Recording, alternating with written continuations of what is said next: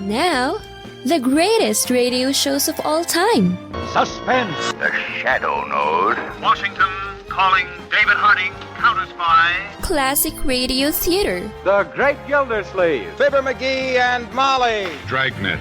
Gunsmoke. The Lone Ranger. Now, step back into a time machine with your host, Wyatt Cox. Good evening, friends of the Inner Sanctum. Drama on this Thursday with episodes of Presenting Charles Boyer, Escape. We'll also have an episode of Hawk Larabee starring Barton Yarborough, X-1 and the Merchants of Venus, and an episode of Superman. That's all ahead on this Thursday. This is the 18th day of July, 200th day of the year, 166 days till we get to 2025. A great fire began on this date in 64 AD that ultimately destroyed most of Rome. Emperor Nero blamed it on the Christians and began the first Roman persecution of them. In 1925, the first volume of Adolf Hitler's Mein Kampf was published. In 1947, President Truman signed the Presidential Succession Act into law. It placed the Speaker of the House and the Senate President pro tem next in line of succession after the Vice President. In 1976, 14-year-old Romanian gymnast Nadia Comaneci earned the perfect score, a 10 at the Olympics, and went on to score 6 more 10s and win 3 gold medals. After a party on Chappaquiddick Island on this date in 1969, Senator Ted Kennedy from Massachusetts drove an Oldsmobile off a wooden bridge into a tide-swept pond, and his passenger, Mary Jo Kopechne, died. At the inquest, I responded as completely and as truthfully as I could to the questions that were put to me by the judge as well as the district attorney. It's my own personal view that the inferences and ultimate conclusions are not satisfactory, and I reject those. This is now made public, and as it should be, and the ultimate decision will be with the public as it should be. Kennedy pled guilty to a charge of leaving the scene of a crash causing personal injury and later received just a 2-month suspended jail sentence. A shakeup at the cabinet of President Carter on this date in 1979.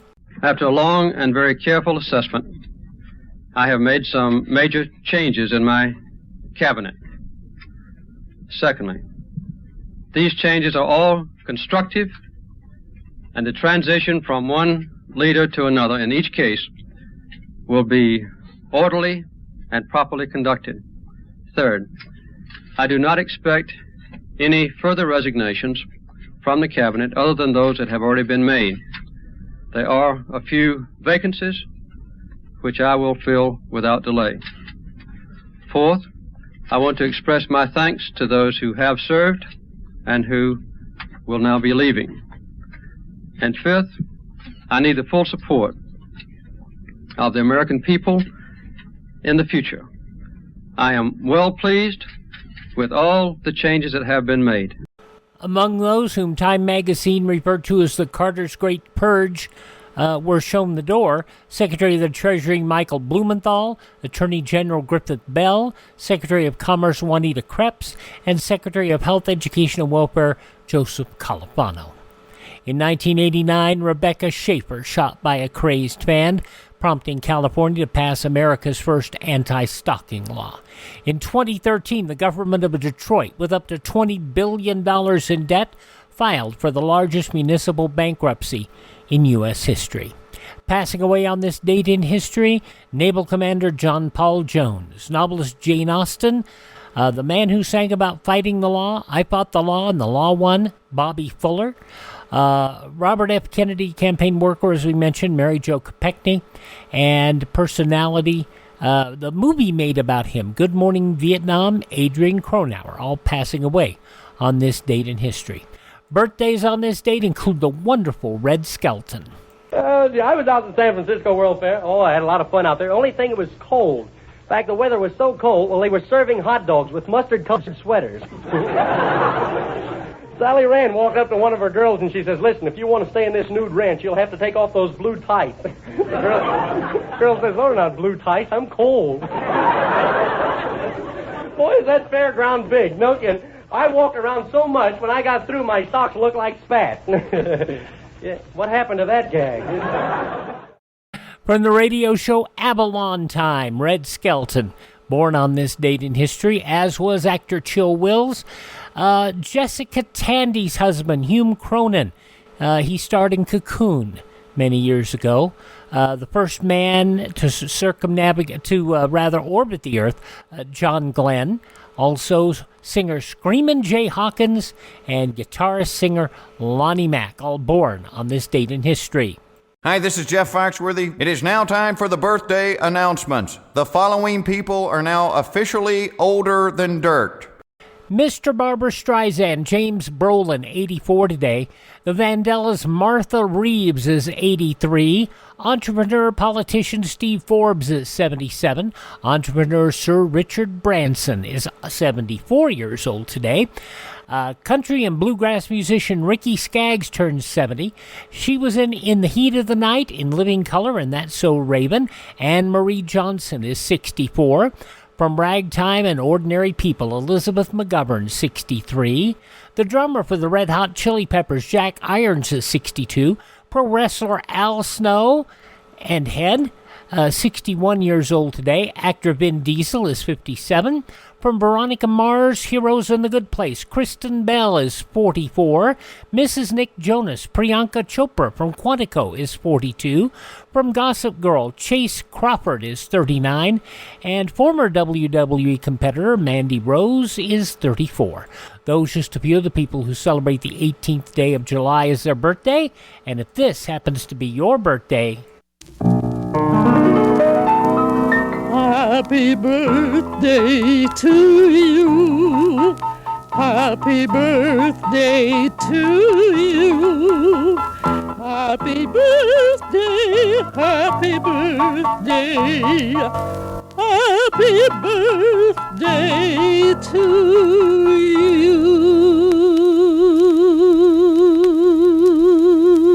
A very dramatic rendition from Mrs. Miller.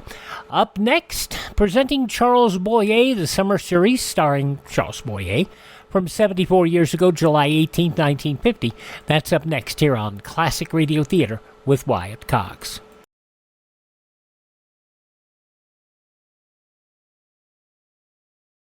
Congress is poised to pass a bill to keep AM radio in cars, but time is running out. 82 million Americans risk losing the news, sports, talk, traffic, and vital emergency information they rely on. Text AM to 52886 and tell Congress to pass this bill now. Message and data rates may apply. You may receive up to 4 messages a month, and you may text STOP to stop. This message furnished by the National Association of Broadcasters.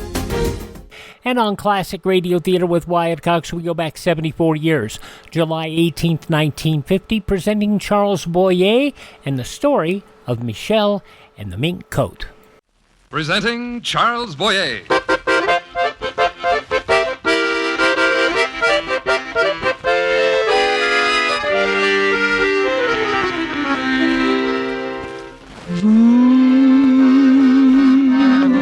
Qui passait ça me voir. Hello, my dear. Bonsoir. Bonsoir, Michel. La da da dee dee dee dee dee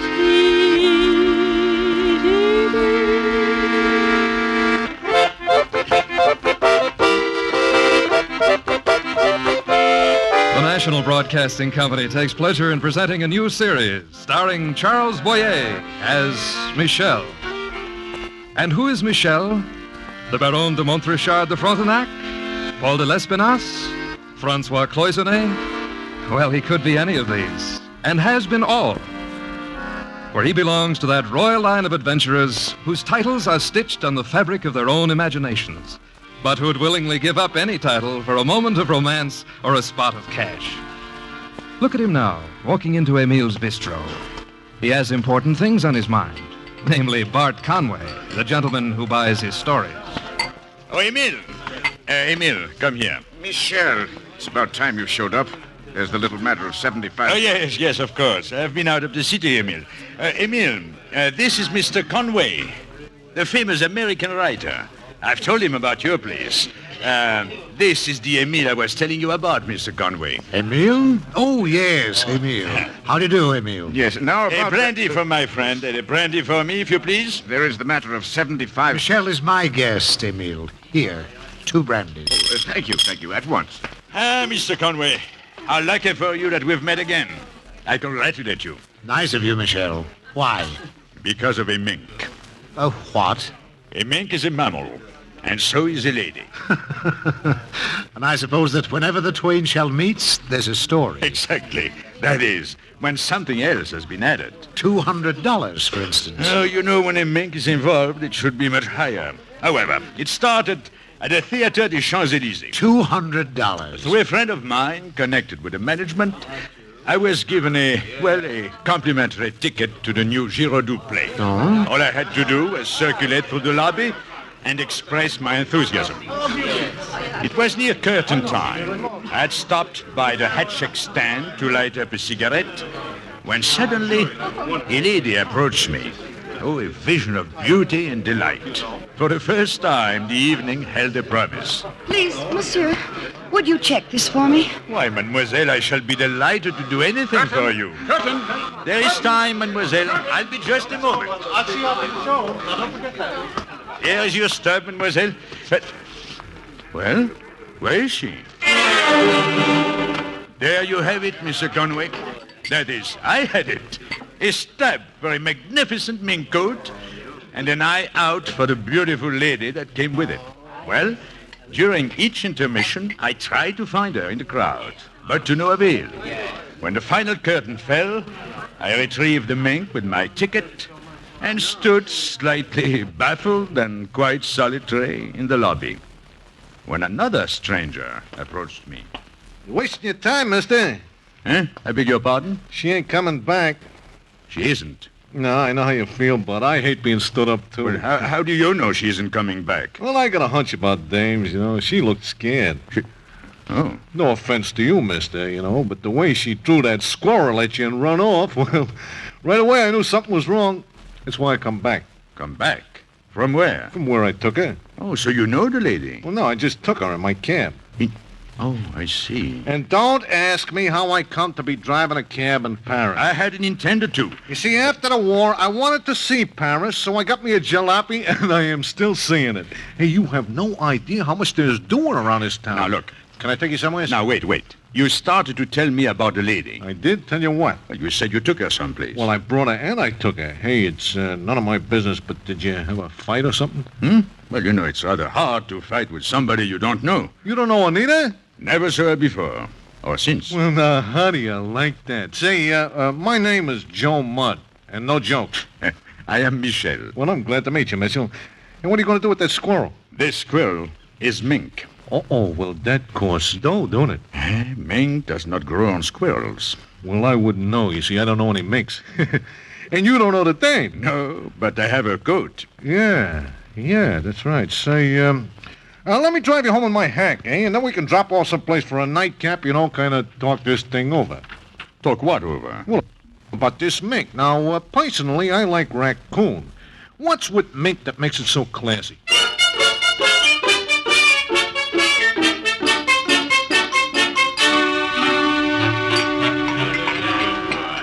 So like I told you, Mitch, I picked her up on the Rue Royale, see, and I dumped her off on the Rue de la Paix. And she didn't say nothing to me, and I didn't say nothing to her, so that's just what I know. Nothing.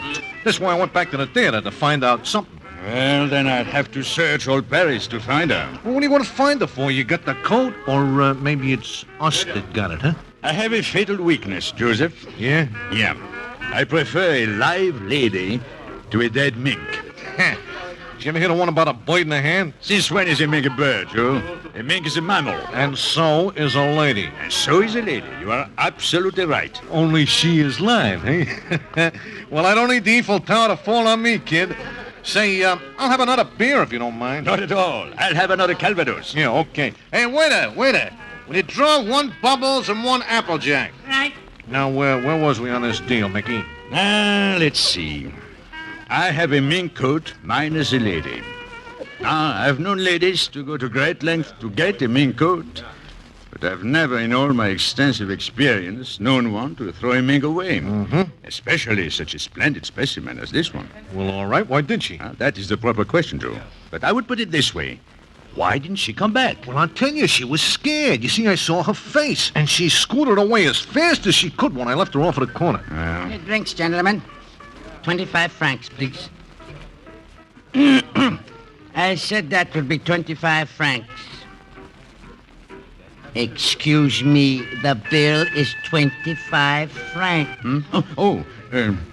Joe. Yeah? My apologies. For what? Gentlemen, which one of you is paying for the drink? No, sir, please. My friend here is my guest. But, Joseph, I found that I have misplaced my wallet. Yeah, you just found that out, huh? Okay. Here you are, waiter. Thank you, sir. Thank you very much. Hey, you know something, Mitch? You don't look to me like the kind of a guy who forgets his wallet. You broke? Well, at the moment, a little bent, my good Joseph.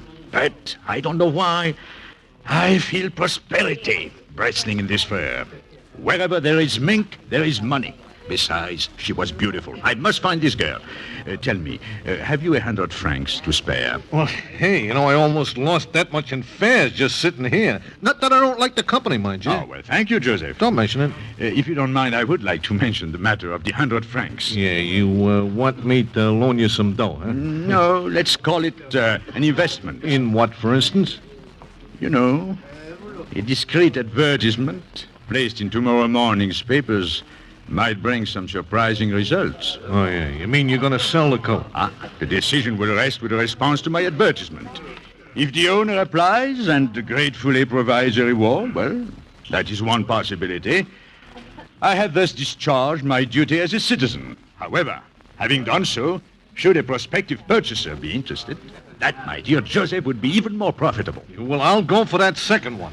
What are you going to put in the ad? Now, let's see. The label in the coat says, styled by Jean-Paul. So we shall say, beautiful mink coat. Styled by Jean-Paul. Available. Excellent condition. Must dispose at once. Address, 239, Rue de l'Odéon, apartment 6. That, I think, should bring quick results.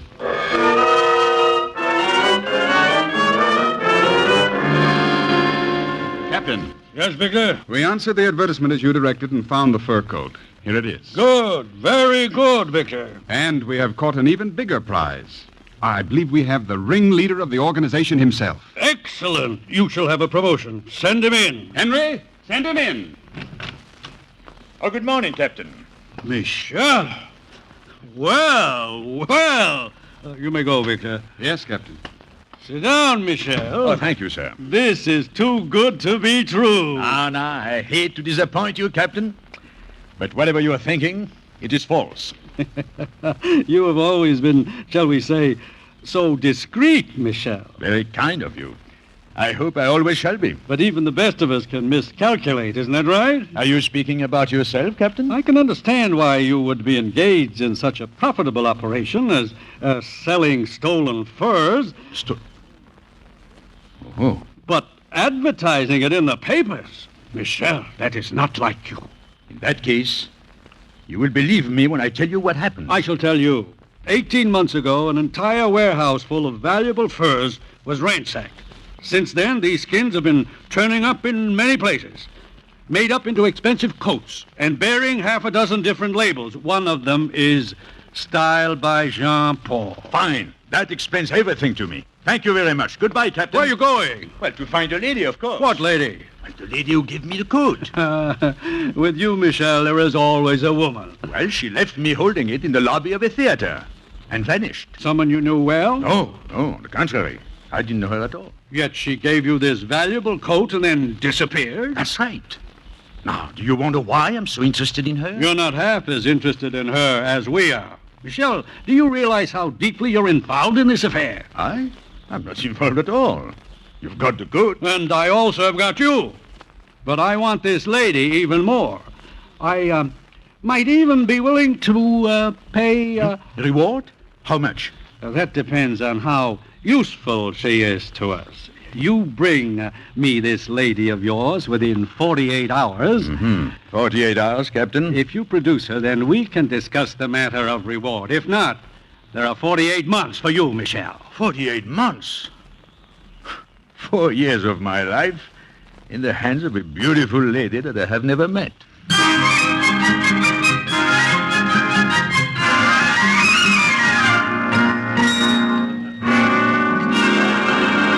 So you see, Mr. Conway, I was a victim of my innocence. I had to find a girl. I had to start from nowhere to find someone who could be anywhere.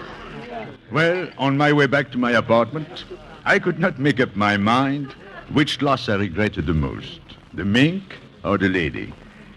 As I opened my door, I was intercepted by a strange man in my apartment. Yes? What do you want? What do I want? Well, this is my... Well, this is apartment 6, isn't it? Yes. What do you want? Oh, well, I noticed an advertisement in the paper this morning, and, well, I understand you have a fur coat for sale. What do you want with a fur coat? Well, I thought I might buy it. May I see it? Sorry, it's sold. Imagine that, Mr. Conway. Insult added to injury. My own door slammed in my face. Well, I returned to the street in order to prepare my strategy. I noticed Joe's taxi standing by the curb. Joe was not inside, but luckily, he had left his cap on the front seat. I quickly put it on, pulled it down as low as I could, just as a strange man I had left in my apartment came out with a friend. Driver, you free? Yes? Good. Come on, Thomas, get in. Where to, gentlemen? Place Pigalle, driver. No. Go to Boulevard Saint-Germain, 1672. Oh, so that's it, Carl. You want to see Dolores.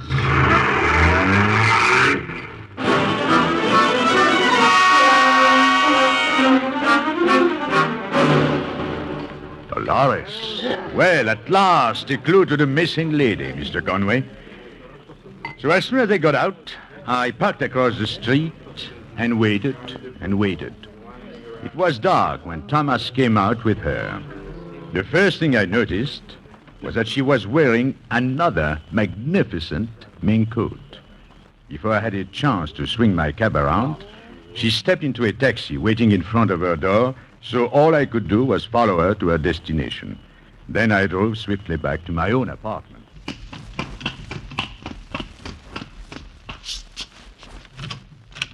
Oh, Joseph! Oh, I was afraid of something like this. Here, now, let me get that gag out of your mouth. And don't bite me. Before I knew it. See, I come up to see you, and you ain't here, so I'm sticking around. See, and then these guys, they come busting in, they get sore at me because they think that I'm please, you. Hold still while I untie you. When I can't produce the coat, they give me the business. But I didn't talk, see? I played dumb, see? I played it so close to the vest, I lost the pot. You lost what? Then I get worried. I say to myself, Joe, what do you know about this character, this Mitchell? You meet him and a mink, both at the same time, and you invest 100 francs. Now, where are they? Fit or gone? Yeah, I'm glad you came back, Mitch. Joe, I think our worries are over. I found the girl. Well, happy day. Why'd you tell me at the first place? Didn't give me a chance. I've got to go out again right away. As soon as I dress. First, my evening clothes. Well, tell me, what happened? Where's the mink? Then my cufflinks. Here they are. What did you say, Joe? The mink. Did you give it back to her? No, I gave it to the police. No, holy smoke, the cops? Well, then no wonder you're in a hurry. What are you dressing up for? I'll tell you everything on the way to the Café Poulenc. Let's hope she hasn't gone before we get there. Will you drive me, Joe? Well, sure. I got an investment to protect. Hey, you know, Mitchell, there's just one thing that I got more respect for than gold, and that's brass. And, brother, you got plenty of that.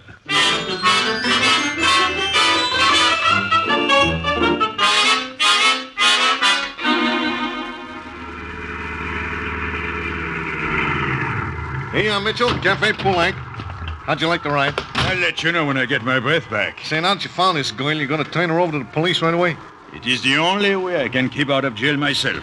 Besides, there is the little matter of a reward. Aha, yeah, that's for me. Want me to stick around with the kid? First, let's see if she's still here. Come on.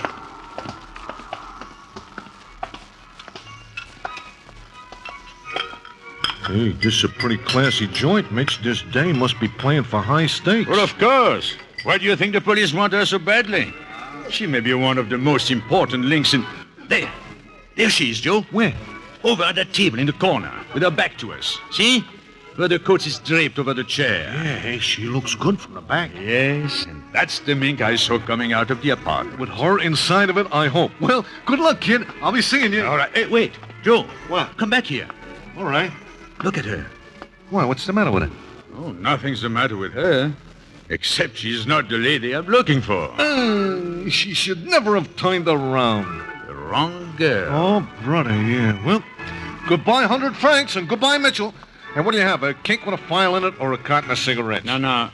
Just a moment, Joseph. Now, what do we do? Just a moment. I'm going over to that table. I want to talk to her. Well, what for? That dame won't do you any good. One dame is just as good as another when she's mixed up with stolen furs. And believe me, I won't let this one run away. Oh, I get you, kid. Well, you gotta take over from here. Good hunting. Hope you catch another mink. Here you are. Let me check your coat for you. I beg your pardon. Oh, I'm so sorry. You're not the lady I thought you were. That's quite all right. Well, I would say it's more than just all right. You are much more beautiful. Well, thank you. Are you expecting someone, mademoiselle? No. Well, that is, my friend had to leave. He'll be back. Not too soon, I hope. Why? Well, one man's absence is another man's opportunity. Do you mind my joining you for a moment? You have already, haven't you? Well, in that case, my name is Mishel. I am Dolores. Well, now that we are properly introduced, good evening, Dolores. Good evening, Michel. Are you sure you don't want me to check your coat? Don't bother. It isn't necessary. It's a very attractive mink. Yes, it is, isn't it? Well, after all, it was styled by Jean-Paul. But of course, a coat is only as beautiful as the woman who wears it. Oh, any woman looks beautiful in a Jean-Paul coat. If she can afford it, of course. Well, are you thinking of buying a fur coat for someone? You know, it's strange that you should mention that. I have been thinking about a mink coat. But now, of course, I have something else on my mind. Oh? Tell me, are you especially fond of the Café Poulenc? Well, it's rather nice. Why do you ask? Well, it's not much of an orchestra for dancing. Now, I know a little place called the Figaro in the Montmartre district. Something quite different. Shall we go?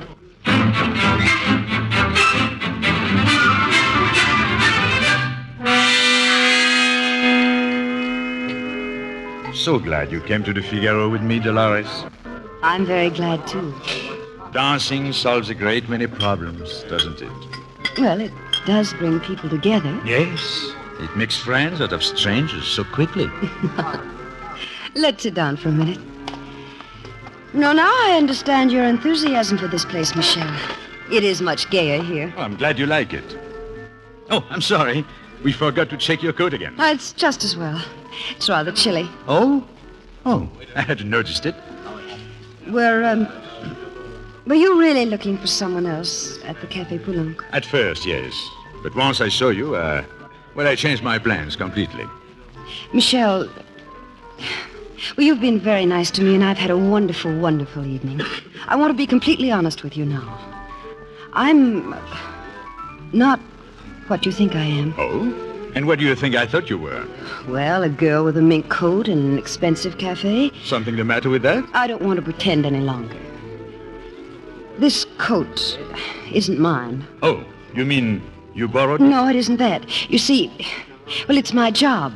Then you were not pretending. I mean, I'm kind of a model. I'm employed to wear coats like this to places like the Café Poulenc. So that's why you haven't checked it. That's right. I have to keep it with me so people can see it. Then if they admire the coat... As I did. And ask for information... As I did. Yes. Then I tell them about Jean-Paul. Well, what about Jean-Paul? Oh, Jean-Paul isn't any ordinary furrier. It's a personalized service, and they make the coats up only on special order. Oh, but you're not really interested in that. I only told you so you wouldn't misunderstand. Well, I'm not so sure I understand now. Well, what do you mean? Well, this Jean-Paul. Oh, that's only a trade name. It's really Carl and Thomas. Yes, but how long have you been working for them? About 6 months. They've been very nice to me, and I'm grateful to them. You'll never know how much I needed this job. Well, I'm sorry to hear that, Dolores. Why? You're grateful for helping to sell stolen furs. Stolen furs? Surely you must have known that's what they are. Are you the police? Fortunately for you, no. But the police are looking for those employers of yours. And for you. Oh, my dear. I'm sorry. Oh, but please. I didn't know. Oh, it's all right. No, it's not all right now. It's not all right at all. It's much worse. You wouldn't have told me all this if you knew what you were doing. Mishel, if what you say is true... Oh, it's true. You'll find out only too soon. Well, then I'll just have to stop. And run away? Well, quit. You can't quit. Why can't I quit? Well, I think another girl tried to do that.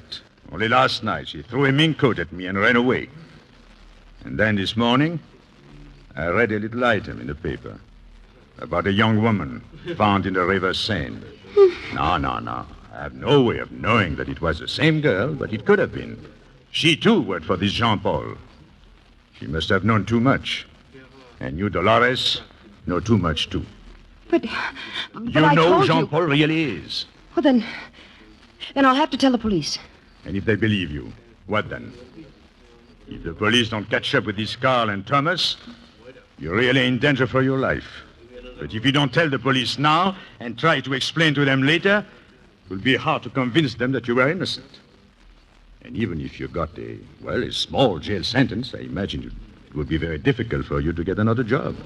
You mean I can't run away and I can't give myself up? Mishel, there must be something I can do. Well, perhaps one way. Dolores, would you let me have your fur coat? Oh, yes, please take it. I don't want it now. Then you do believe what I've told you. Why? I started believing you, Mishel, when you stopped making love to me. Now, darling, if you say many more things like that, I shall begin again. Now, before that happens, come with me, quickly.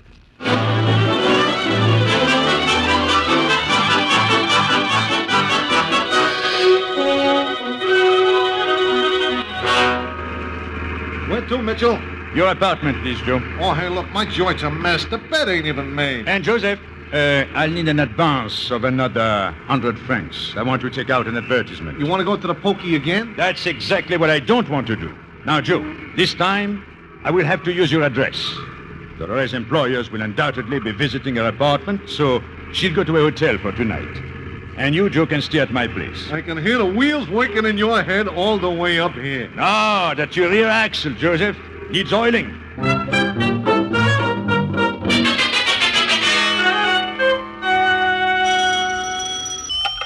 Hello? Oh, yes, Joe? You're at the corner. Good. No, just be patient. When you see them, keep out of sight. Follow them up and stay outside. You'll know when I need you. They're here now. Goodbye.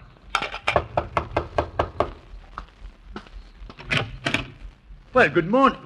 Oh, the police. So it's you again, Mishel. But, gentlemen, I did not expect you so early. Would you mind taking a walk around the block and come back in, say, 15 minutes? Did you expect to get away with the same trick twice? On the contrary, I wanted you to come, but not now. Please. The advertisement ringed in pencil was delivered at headquarters. According to plan. Only your timing is wrong. You will have to come with us, monsieur. Look, I'll do anything you want. Later. But now, step inside, quickly. Well, what is it? Oh, now, look, officers. Here's the fur coat. It's yours. Take it with you and go into the other room. Give me just a few minutes, please. I suggest you teach the prefect such games. We have no time for them now. Come on, peaceably. There they are. Now, I will prove it to you. Step back and watch. Oh, good morning, gentlemen. I've been expecting you. It's you, the man we saw yesterday. Thomas, get him. Right, Carl. No, wait, my friends. Get back, all of you. The police. A trap. You see, officers, that's what I meant. I baited Get back, you, with the others. But officer... Come on. Now, look. Now, march. Hey, Mitch, what's going on here? You need Joe, any help? Joe, watch out. Oh, the cops. Goodbye. Come back here. Yes, sir. You're in this, too. Get in line. Now, all of you, march.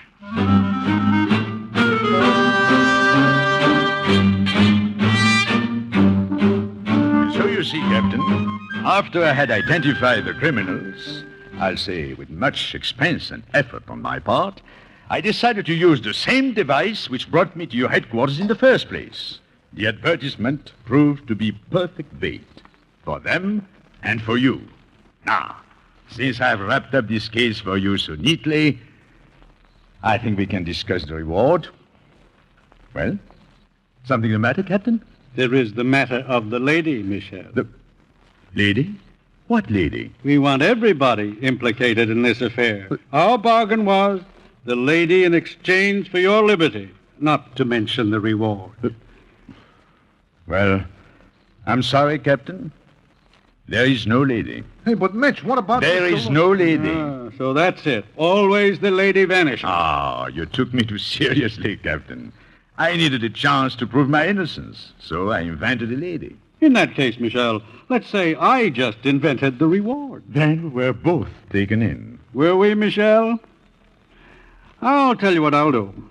I shall forget our bargain and not ask you about the lady again. That shall be your reward. Thank you. I promise to keep this reward in a safe place. Now, what about my friend here? Your friend and yourself are free to go. Come back and see us again sometime soon. Very kind of you, Captain, but I insist that you be my guest on the next occasion.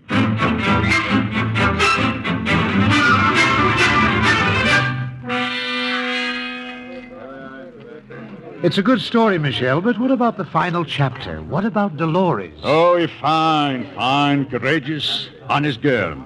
Fortunately, Jo had a girlfriend who owns a small shop in Montparnasse. Dolores is working there now. She looks lovely in hats. But what about the first girl? The first girl? The lady with the mink, the first mink. Oh, that lady. Well, you may not believe this, Mr. Conway, but do you know that it wasn't more than 5 weeks later, when I was on my way to Quito? You went to Peru?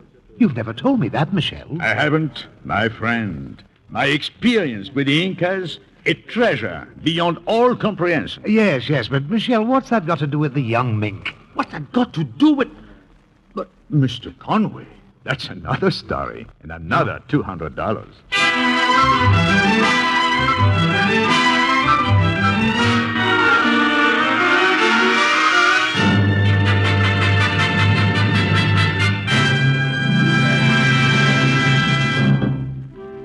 Charles Boyer will soon be seen starring in Douglas Sirk's production, The First Legion. In the role of Bart Conway, you heard Hanley Stafford. Also in the cast were Sheldon Leonard, Ted Von Eltz, Joan Banks, Wilms Herbert, Herb Butterfield, Don Diamond, and Ken Peters. Our show is directed by Nat Wolfe. Tonight's script was written by Barbara and Milton Merlin. Characters of Mishel and Bart Conway were created by Ernest Voidya and Clement Scott Gilbert. Listen again next week at this same time to Presenting Charles Boyer. This is Don Stanley speaking. Stay tuned for Thrilling Big Town on NBC.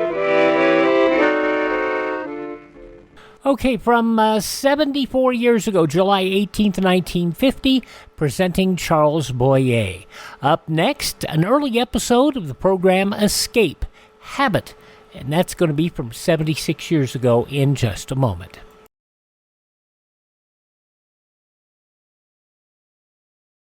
Information could be your lifeline to survival during enemy attack. Are you prepared? 4 whole days. How much longer can it rain like this? Bill, is there any news? I don't know. The road's washed out. I couldn't get to town. Phone working yet? No, neither is the radio. If only we knew whether the dam's going to hold. Hey, how about that battery-operated radio of mine in the den? I'll bet that's still working. Radio has always been a source of quick information during a disaster. However, in case of attack, radio's beams could help guide enemy planes to their target. That's the reason CONELRAD, the emergency system of broadcasting, was devised. When you hear the alert signal, tune to these CONELRAD frequencies, 640 and 1240 on your regular radio. During a national emergency, all power lines may be cut off. To make sure you receive the necessary information and instructions, keep a battery-operated radio in your family shelter. For survival information, know these frequencies, 640 and 1240 on your standard radio. And a battery-operated radio is something that everybody should have. You really need one. We've got one up at classicradio.stream, and you should have one in your home. Battery and AC is that one. There are some others that are available out there that are wind-up radios. that you can recharge phones with and all that, but a battery-operated radio, something that doesn't require on mains power, is the most important thing that you should have in your home. We go back 76 years now to July 18th, 1948. A friend of the program, John Dehner, and an episode of Escape entitled Habit. Fed up with the everyday grind? Tired out from the summer heat? Want to get away from it all? We offer you Escape. Escape, designed to free you from the four walls of today for a half hour of high adventure. You are clinging precariously to a diving, pitching longboat, lashed by mountainous seas in the middle of a hurricane. And at the helm, driving you on, is a man bent on revenge and willing to kill for it.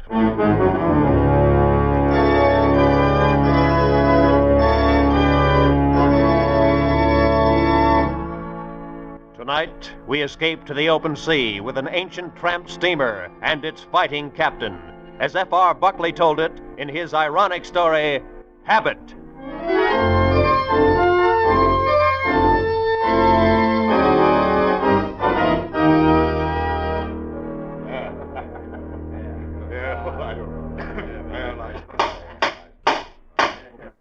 Very well.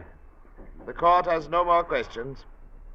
Step down, please. Thank you, sir. Your Honor. Well, Captain Weatherfield, you've just heard the complaining witness. Have you anything to say in your own defense? Yeah. Hit the man about a bit. No doubt of that, Your Honor. In fact, with half chance, I'd have pounded his blasted head off. Quiet! Quiet! We'll have order in the court. Then you admit the charges, Captain Weatherfield. That I hit him? Yeah. But I had extenuating circumstances, Your Honor. I see. And what were they? He laughed at my ship. At the Wakelin, Your Honor. As fine a freighter as ever steamed out of here on the Liverpool run. I don't quite see... He stood there on the wharf. Squint-eyed son of a landlubbered lawyer. He said my ship looked like an old woman, with her dress on backwards, her hair not combed. That's when I flattened him out. Yes, and I still say that's what she looks like. Order! Why, you confounded little pipsqueak, I'll break your part. Sit him down, Captain Weatherfield. I will not. Grab him, bailiff. Let go of me, confounded, let go of me. Let go of me, I say. Order in the court. Captain Weatherfield. Captain Weatherfield, this court finds you guilty of assault and battery as charged, and sentences you to 7 days in the New Bristol City Jail. All right, bailiff. Lock him up.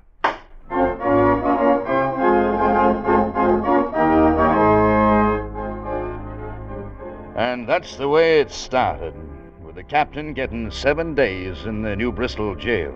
Yeah, but it went a whole lot further before it was over. It was like a bolt of chain lightning that may take a dozen strange turns or more before it finally strikes home. And, actually, of course, the Wakelin was a funny-looking old scow. She'd had 30 years on the North Atlantic with never a part being replaced so long as there was some way of patching it up. Yeah, she was a regular joke of a ship. That is, to everybody except Captain Weatherfield. Yeah, those of us who were officers aboard her had learned a long time before not to hint anything like that to him. No, she was the Queen Mary and the Normandy and his firstborn child, all rolled up into one. So you can bet your life we all kept sober faces when the captain finally came aboard at the end of the week. Mr. Connolly? Yes, sir. Well, everything in order? Will we be able to sail in an hour? Yes, sir. I've been keeping her ready for the last 4 days, just in case That we will do. might, I'm fully aware that we're 4 days past schedule. And the reason for it will not be discussed on board. Is that clear? Yes, Captain.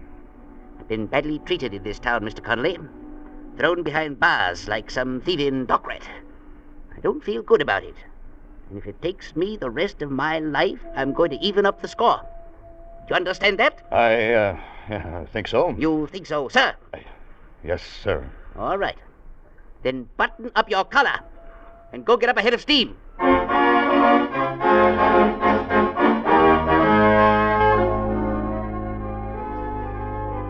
So 3 days later, we were plowing through a heavy sea 580 miles out on the Atlantic. The spray was freezing in the rigging. We were flirting with the fringe of a northeast hurricane.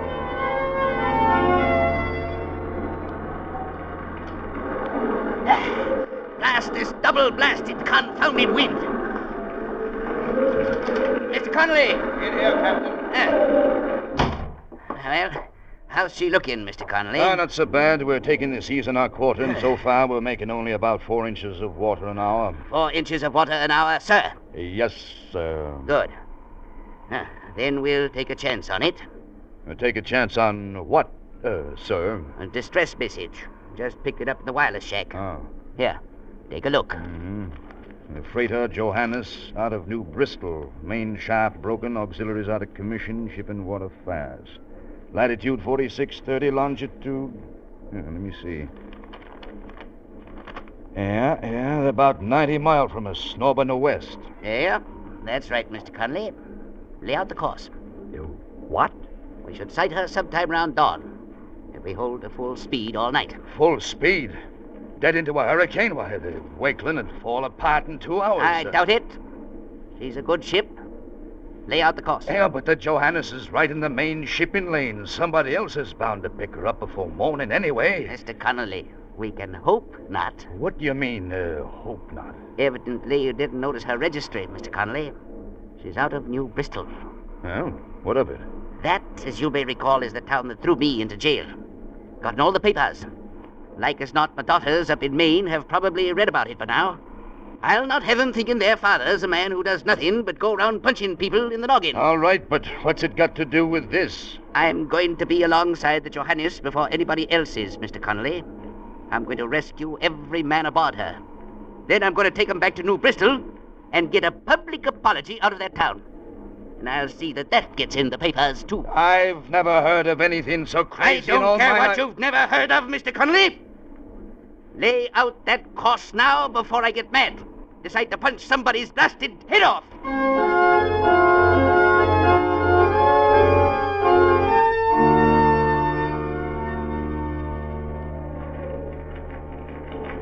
Well, the little cock of the walk made good the first part of his plan all right.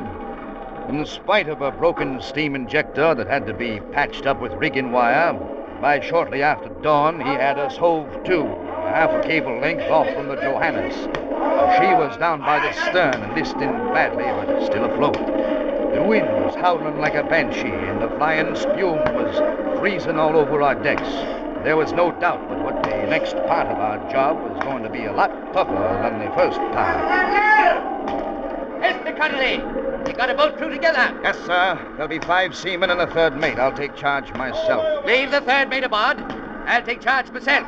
It's my show. I'm going to run it. All right, Captain. Whatever you say. Well, what's holding this up? Let's get this boat over the side. Blocks are broken, Captain. Carpenter's trying to break her loose. Well, he's not cracking walnuts at a tea party.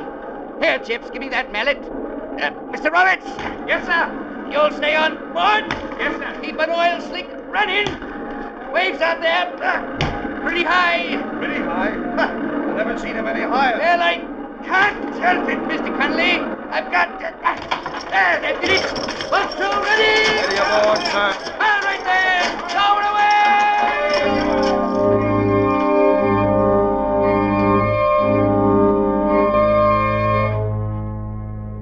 For the 7 of us who went overside in the longboat, that command was the beginning of a nightmare.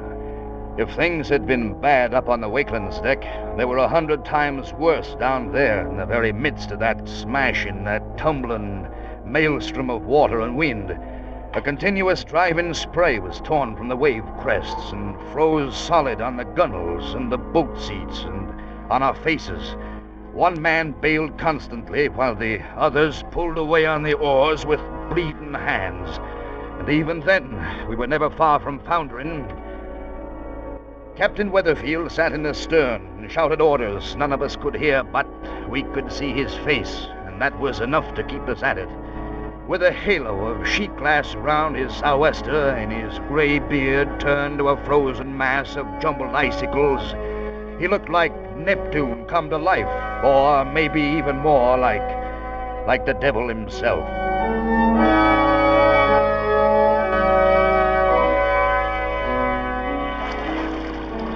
It took us over 2 hours before we finally hauled in against the rusty side of the battered old Johannes.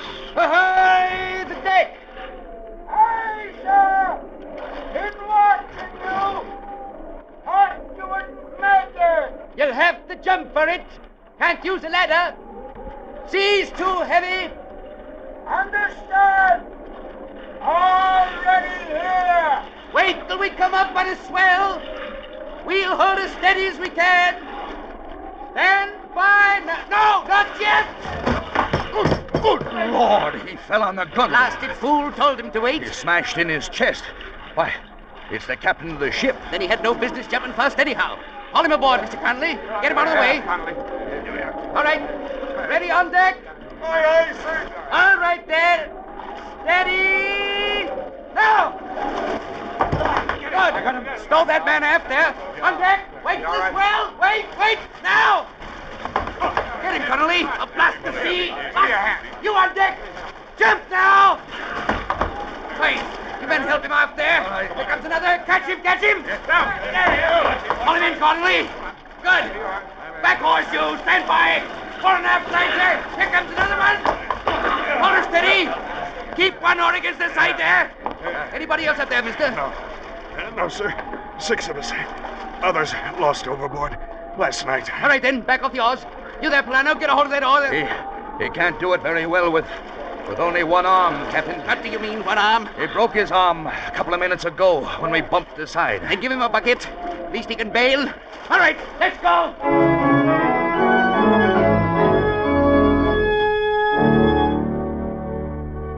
It was 6 hours before we finally got back aboard the Wakeling. But we did get back. And I doubt if any other man but Captain Weatherfield could have done it. True enough, he fainted across the engine room hatch once we were on board. But don't forget, he was 72 years old. He'd taken a crew of 6 out in an open boat on the high seas in the middle of a hurricane, rescued 6 more men off a sinking ship, and brought the whole 12 back alive. Well, one of them, of course, was only barely alive, and that was Captain Miller of the Johannes. He was still unconscious. I had him put in a bunk and hoped for the best. And then I turned in to grab a few hours' sleep.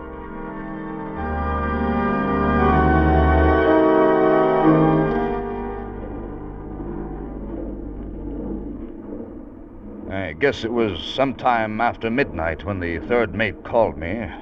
I got dressed, went down, woke up the captain. Confound it, Mr. Conley. Can't a man even close his eyes aboard this ship without somebody rousing him out of his bunk? I'm sorry, Captain. Thought you ought to know. Miller's conscious now. Wants to see you. He thinks he's dying. Dying, is it? Yeah. I'll see about that. Where's my pants? Here you are, sir. Thank you. Yeah, might be a good thing if Miller did die, according to his first mate, Larson. Huh? Well, Larson says they had plenty of warning of this storm, but Miller drove straight on into it. He was racing for port. Oh, racing for port. Yeah. Bad business. There'll be an inquiry on it. He'll lose his ticket when they find out. It's also bad business, Mr. Conley, when first mates talk out of turn. Come on. Where is he? I put him in the cabin off the wardroom. The third mate's in there with him now. How is the ship heading? Due south. Due south? Well, we're running before the wind. Can't do anything else. I told you, Mr. Conley, to lay a course for New Bristol. I know, but we can't do it. The main boiler's out, and we're on the auxiliaries. It may take 2 days to fix it. Confound the luck. Risk my life to rescue a man. Tries to die on me. Now that bonehead engineer's let the main boiler break down. That's not his fault. It should have been replaced 5 years ago. 5 years ago? What, Mr. Connolly? 5 years ago, sir. Good. Here we are. Oh, glad you got here, sir. I was getting worried. Yeah, it's all right, Mr. Roberts.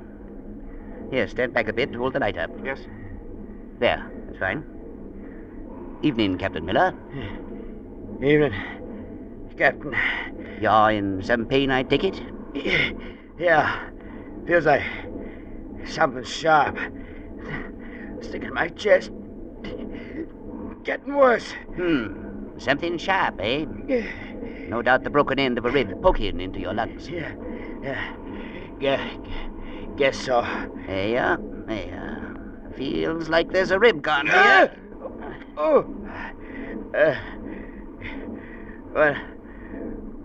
Want to make a statement for the log. Oh, I do. I figure you're getting ready to die, is that it?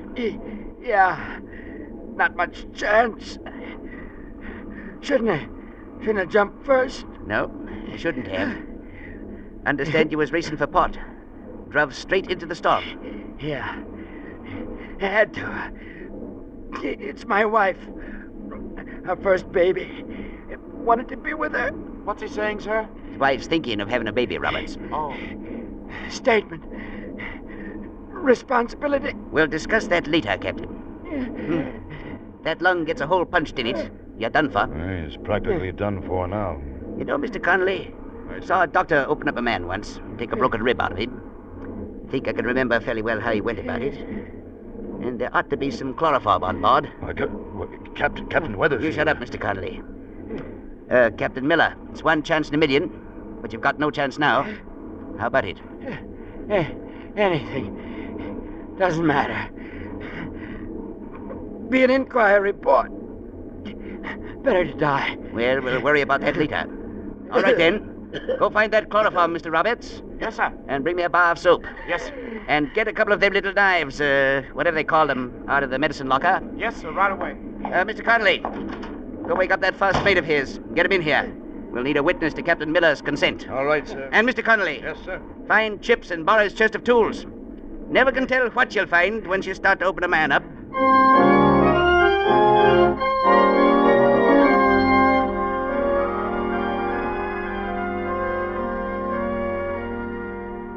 In 10 minutes, we had everything ready. Larson signed a statement, swearing that Captain Miller had agreed to it. And the third mate, with his face white as a sheet, stood at the head of the bunk, dripping chloroform onto a towel and holding it over Miller's nose and mouth. I held the light in one hand and kept the other on the patient's pulse, while Captain Weatherfield rolled up his sleeves and started in on a major operation that he thought he'd seen some doctor perform once.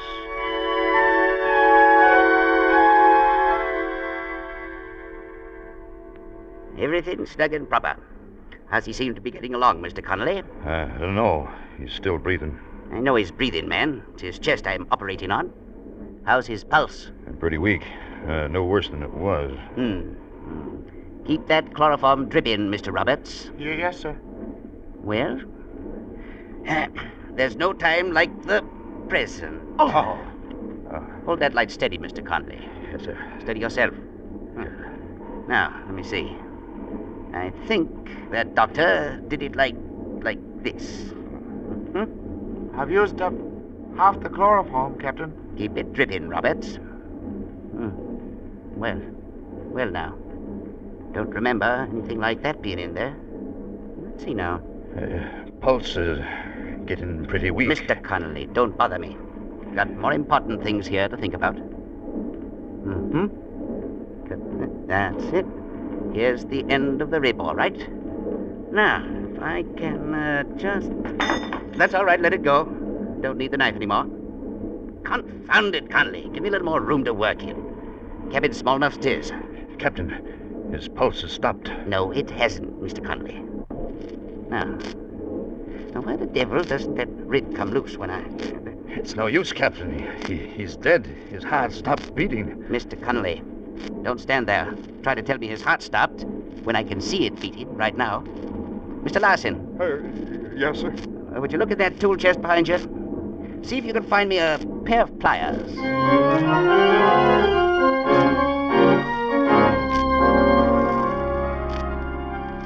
I doubt if there's ever been another operation like it before or since. By all rights, Captain Miller should have died 10 times over, right there on the bunk. Only he didn't.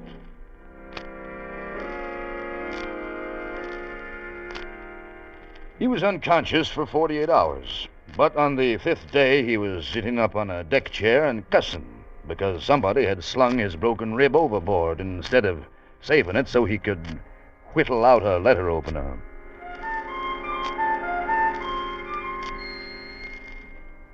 We were driven 600 miles to the south before the storm blew itself out, and we got the main boiler back into operation and could lay a course for New Bristol.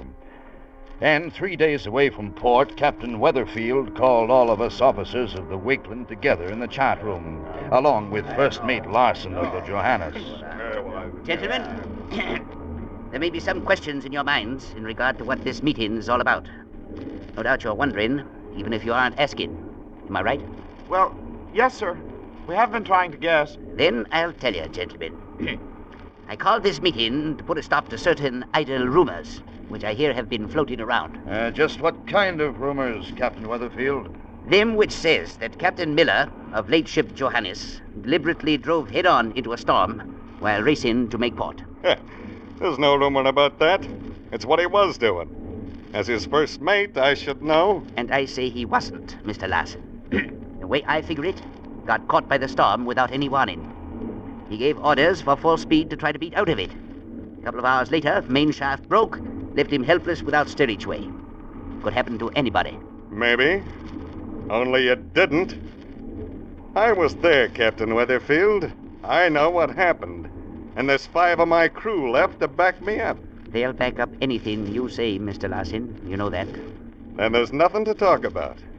When the Board of Inquiry gets through with Miller, he won't command another ship as long as he lives. So, there's not going to be any Board of Inquiry. Huh? Maybe that's not up to you. Which is what we're here to decide. I don't get it, Captain. Miller's a rat. He was the first one to jump when we come alongside. Anything that happens to him serves him right. Now, why should you stick up for him? My personal opinion of the man has nothing to do with this, Mr. Conley. I say there'll be no Board of Inquiry because it suits my purposes that there be none. And just what are your purposes, Captain? I drove my ship 90 miles off her course in a hurricane, risked my life in an open boat, just for one reason, Mr. Larson. Because I knew you were registered out of New Bristol. Ah, so that's it. Aye, Mr. Conley, that's it. I operated on a man, saved his life just so he could stand up alongside of me, have our pictures taken for the newspapers. I get it. So, you don't want some messy Board of Inquiry throwing scandal in the story of your noble rescue on the high sea, huh? You want to be a blasted hero. Mr. Larson, being a hero has got nothing to do with it. But I am planning to get a public apology out of the town of New Bristol. And you, or nobody else, is going to do anything to stop me. Yeah, well, it's too bad you haven't got the whole say about it, Captain. And it's too bad you're so bull-headed, set on swearing away your captain's ticket, that you forced me to teach you a lesson. And just how are you aiming to do that? By knocking a little sense into your thick noggin, something like this. Oh, so it's a fight you're after, all right. Come on, Captain, teach me a lesson. All right, show him the one you learned in Shanghai. I'll teach you all right. You got it, Captain. Get up, Mr. Larson. I'll get up, all right. Look out, he's got a pair of dividers. So you tried to stab me, would you? Well, Larson, what about it? All right, I'm through. There going to be a Board of Inquiry? No. I'll back up anything you say. Good. What about the rest of you? Anything I say go? Yes, sure does. All right, then. Get back on watch. What do you think this is, a peaceful harbor of a Sunday?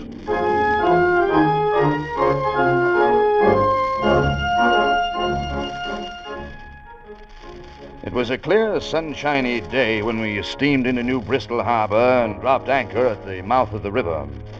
Captain Weatherfield sent Miller on ashore at quarantine, insisting that his reason was not just to make sure of having a reception ready. Nonetheless, he spent an hour and a half shaving, trimming his hair, and dressing up in his best shore-going clothes. But he had a right to strut a little at that. He'd moved through a whole series of tough jobs, every one against almost impossible odds, and he'd come out on top.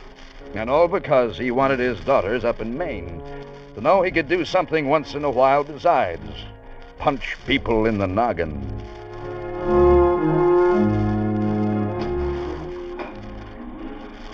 It was mid-afternoon by the time we finally rowed ashore in the longboat, and a good-sized crowd had assembled on the wharf.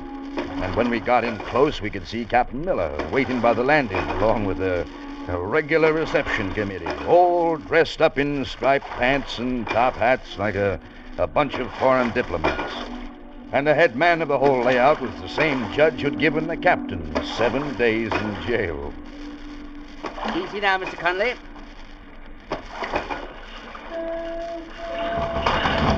Here. I'll hold this steady, sir. Thank you. Here we are now. Okay, out we go. Now, come on. Yeah, up we go. Here we are. Well, welcome, Captain Weatherfield, on behalf of the town of New Bristol. Well, now, it's mighty nice of you, Judge. Not at all, Captain. We're the ones who are honored. The whole town. And we want you to know it. Well, thank you, Judge. Captain Miller here has given us the complete story. The rescue at sea, the daring operation that saved his life. Here. How you feeling, Captain Miller? A little tired right now, Captain. Been pretty busy. Arranging things, you know. Yeah, of course. You're a hero in this town, Captain Weatherfield. There's nothing too good for you. We're proud of you. I was wondering if you'd recall a little incident where we met before, Judge, not so long ago. A terrible mistake. I'll never forgive myself. I feel I owe you a public apology, Captain Weatherfield. Well, now, don't believe I know just what to say, Judge. Nothing at all to say, Captain Weatherfield. As I said before, we're the ones who are honored. The whole town of New Bristol. And all of New England, too, by Jove. Once those reporters get their stories on the wire. Reporters, eh? Well, now, that's going to too much trouble, Judge. Oh, not at all, Captain, not at all. They'll be wanting an interview with you, you know. We've had quite a time keeping them off this long. Well, you're a hero, man. Don't you realize that? I only did my duty, Judge. The New Bristol needs more men who only do their duty, Captain Weatherfield. Mighty nice of you to say so. When I recall the way you were treated here a few weeks ago, Captain, well, all I can do is to ask your forgiveness publicly. I suspect that might be arranged, Judge. I'm not a man to bear a grudge. A fact which your actions have proven, sir. Them there fellas with the cameras, are they reporters, are they? Oh, yes. Yes, indeed, Captain. Well, of course, they're photographers, really. They're taking them pictures to print in the newspapers, are they? That's right, Captain. They'll be seen by people all over the country. Suppose we might walk over that way? Certainly, Captain Weatherfield. Certainly. Anything you like. Won't you join us, Captain Miller? Thanks, gentlemen. You know, I was just thinking, if they print a picture of that ship out there, nobody will believe the story. What did you say, Captain Miller? I said they wouldn't believe it. To look at that old mud sky, you wouldn't think she could float in a calm sea, much less... Good heavens, he struck the man. I'll teach you to call my ship a mud scour. Squint-eyed son of a five-legged salamander. Stop, I say. Stop, haven't you? Stop it. Stop it. Constable, arrest that man and lock him up. I'm filing a charge of assault and battery.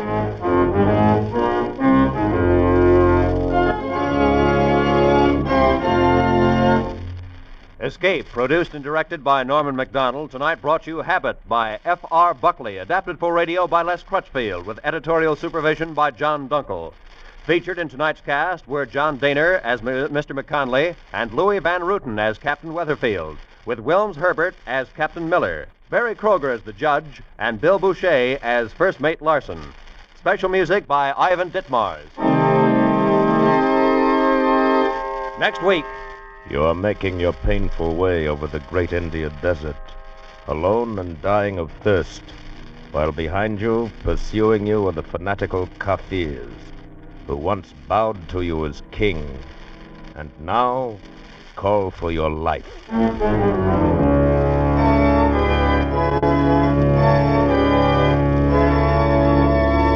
Next week, we escape with Rudyard Kipling's exciting story, The Man Who Would Be King.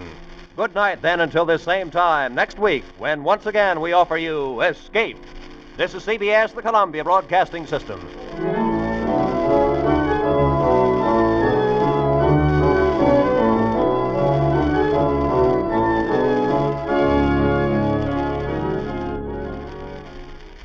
"76 years ago, July 18th, 1948, Escape on Classic Radio Theater with Wyatt Cox. You gotta love John Dehner. You really do.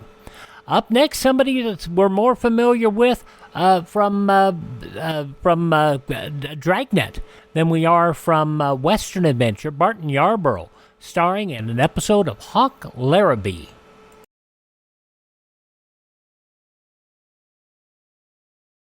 First aid training may someday mean the difference between life and death. Are you prepared?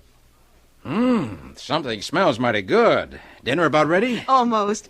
Oh, Jim, would you get that big salad bowl for me? It's up on the top shelf, way back in the corner. Sure, just a sec, Okay. honey. Boy, it's really way back here in the... Jim, are you all right? I think so. Except my arm. Looks like a bad cut, Jim. Lie still. I'll get some towels and try to stop the bleeding. Thank heavens for my first aid training. During a national emergency or even a natural disaster, medically trained personnel might not be able to reach you. That's why it's important that at least one member of every family have first aid training.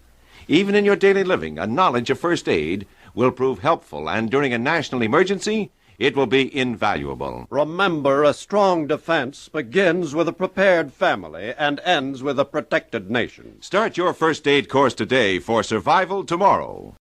Get that first aid training. It will help you not just in nuclear war, but it'll help you in all sorts of information and situations. Check out civildefensemuseum.com for that, civildefensemuseum.com for information, and check with your local community college for information about that. Now, Barton Yarborough, best known as playing Sergeant Ben Romero on Dragnet, he also was portrayed roles in I Love a Mystery and One Man's Family, 19 years portraying Clifford Barber. He also portrayed in this episode the Western adventurer Hawk Larabee.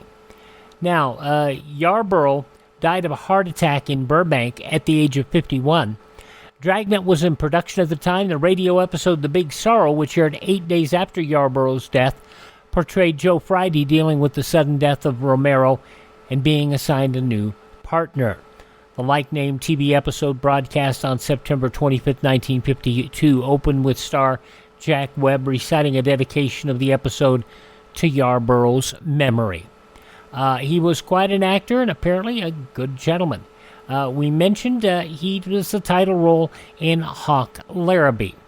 And that's what you'll hear today, an episode of the program, the Western program, from 77 years ago.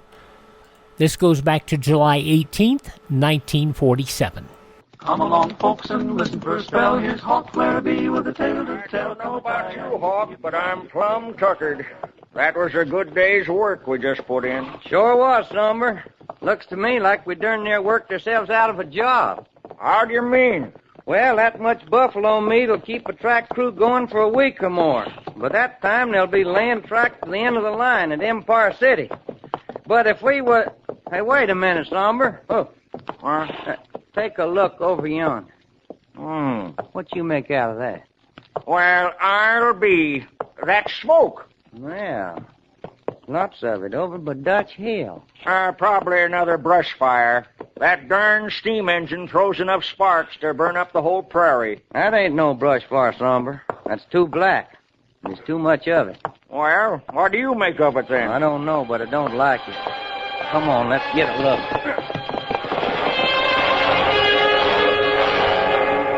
Well, it was our cross ties burning. A whole mountain of our cross ties that we was going to use to finish the line. 40,000 of them, all stacked up beside the track and burning.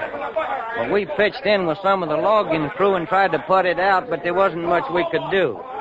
Then, when it finally had nearly burned itself out, I heard somebody calling my name. Larabee, Hawk Larabee. Hey, Hawk, somebody's calling you. Yeah, it's Tom Carter for boss. Come on, Tom. Come over here, Larabee. I want to talk to you. Well, howdy, Mr. Carter.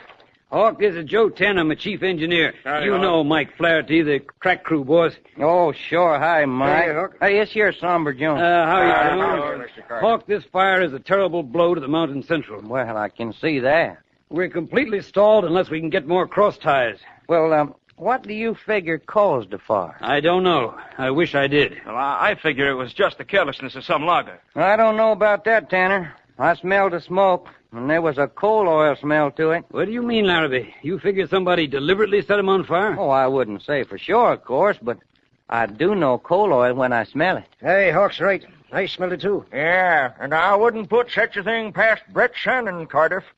He'd stop at nothing to beat us into Empire City. Well, maybe you're right, but we got no proof. And besides, we don't have time to get any. The Sierra Western will beat us unless we work fast. My men can't lay track unless they got cross ties. Well, can't we cut more cross ties? That's just the trouble. Our option gives us only one more week to cut timber here at Dutch Hill. Well, can't you get the option renewed? Who owns the land? Oh, Judge Bentley over to Hunter Springs. But I'm afraid there's no hope there, Larabee. We just don't have the money. It looks like we're licked, Cardiff. The logging crew sure can't cut 40,000 cross ties in a week. Well, I ain't so certain about that, Tanner. Are you in charge here? Yeah, Shannon, I'm in charge. Hawk Larabee's the name. Well, Miss Dane has something to say to you, Larabee.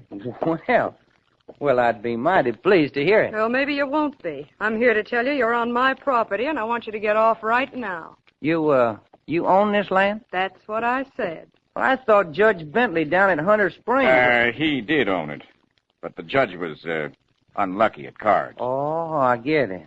Lorna Dane beat him, huh? Yes, and I don't want any of your Mountain Central crowd here. What you got against the Mountain Central? Oh, never mind. Just get out. Well, you own the land, but we had a contract with the judge, and there ain't nobody going to keep us from moving off these ties that we already cut. Well, take 'em and leave. And you'd better take care of 'em, Larabee. There isn't another stand of timber within 50 miles. Don't worry.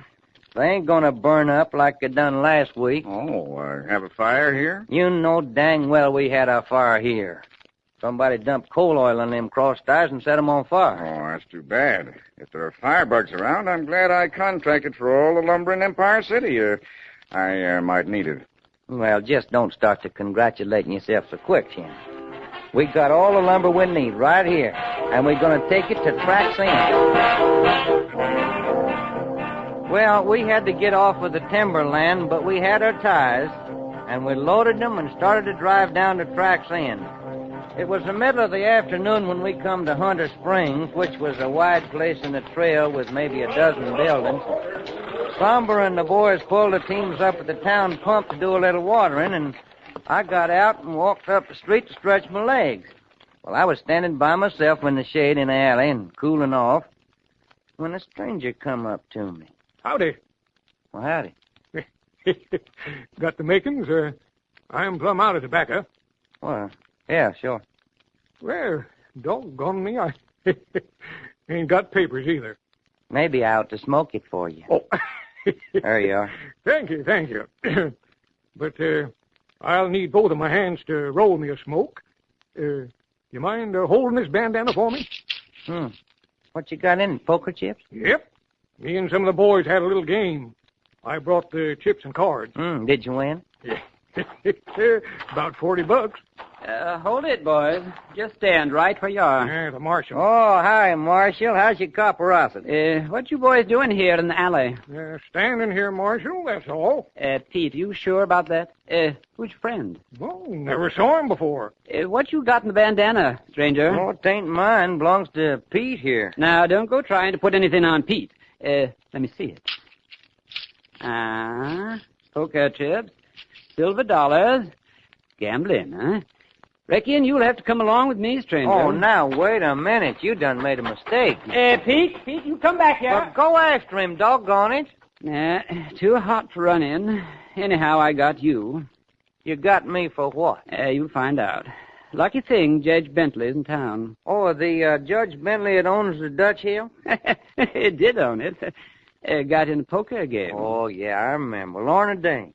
Judge don't mind. He's got more land he knows what to do with. What's your trouble, Hawk? I'm darned if I know, Somber. You get the wagons to rolling. Mike needs them ties pronto. Sure, Hawk, but how about you? Don't move them wagons, that's all. They're staying put till we see the judge. You ain't got no right to do that, Marshal. You open your mouth again, and I'll run you in for disturbing the peace and defying the law. Now, stay with the wagons, Somber. And don't let nobody get their hands on them ties. Don't worry, Hawk. I won't. All right, come on, Marshal. Let's get this thing over with. Don't be in such a gall-darn hurry. We got all day.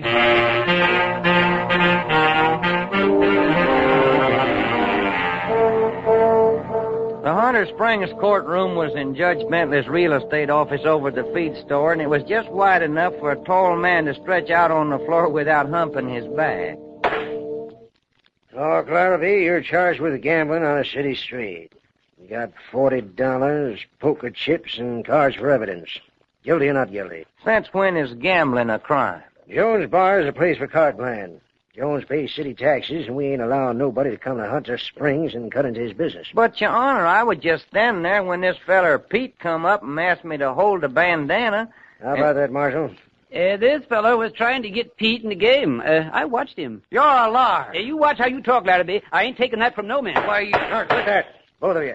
Well, I know my rights. I'm demanding a jury trial. Well, sure, Larabee. Yeah, let's see. We'll make it, let's say 3 weeks from today. Hate to have the city feeding him all that time, Your Honor. He'll pay his own board bill, all right. You mean I got to stay in jail till the trial? Well, how about bail? That's for me to decide. I'm against it. I don't trust you railroaders. You might never show up for the trial. Well, I can't afford to stay here for 3 weeks. Oh? Change your mind about a jury. Well, all right, providing the fine ain't too much. It's only $3. And, costs. Cost? How much is that? Reasonable. Well, I guess I ain't got no choice. Guilty or not guilty? Guilty. Fine is $3. Costs are $1,000. $1,000? What are you trying to do? It's within my right to set costs. That's what they are, $1,000 in gold. Why, Well, I reckon that's plain enough. You and Brett Shannon is eating out of the same feed man. That'll be $500 extra for contempt of court. Well, where am I going to get $1,500 at? Get it from Tom Cardiff. Those ties ain't to be moved till you bring in the money. But we've got to have them ties. Should have thought of that before you come into Hunter Springs and broke the law. Oh, the law. Folks must have been plumb loco to elect you judge. Nobody elected me. I appointed myself. I run this town, and what I say goes. Now, I'm beginning to see that. I'm doing you a favor letting you go to raise the money. All you want is the ties. How much is Shannon paying you for them?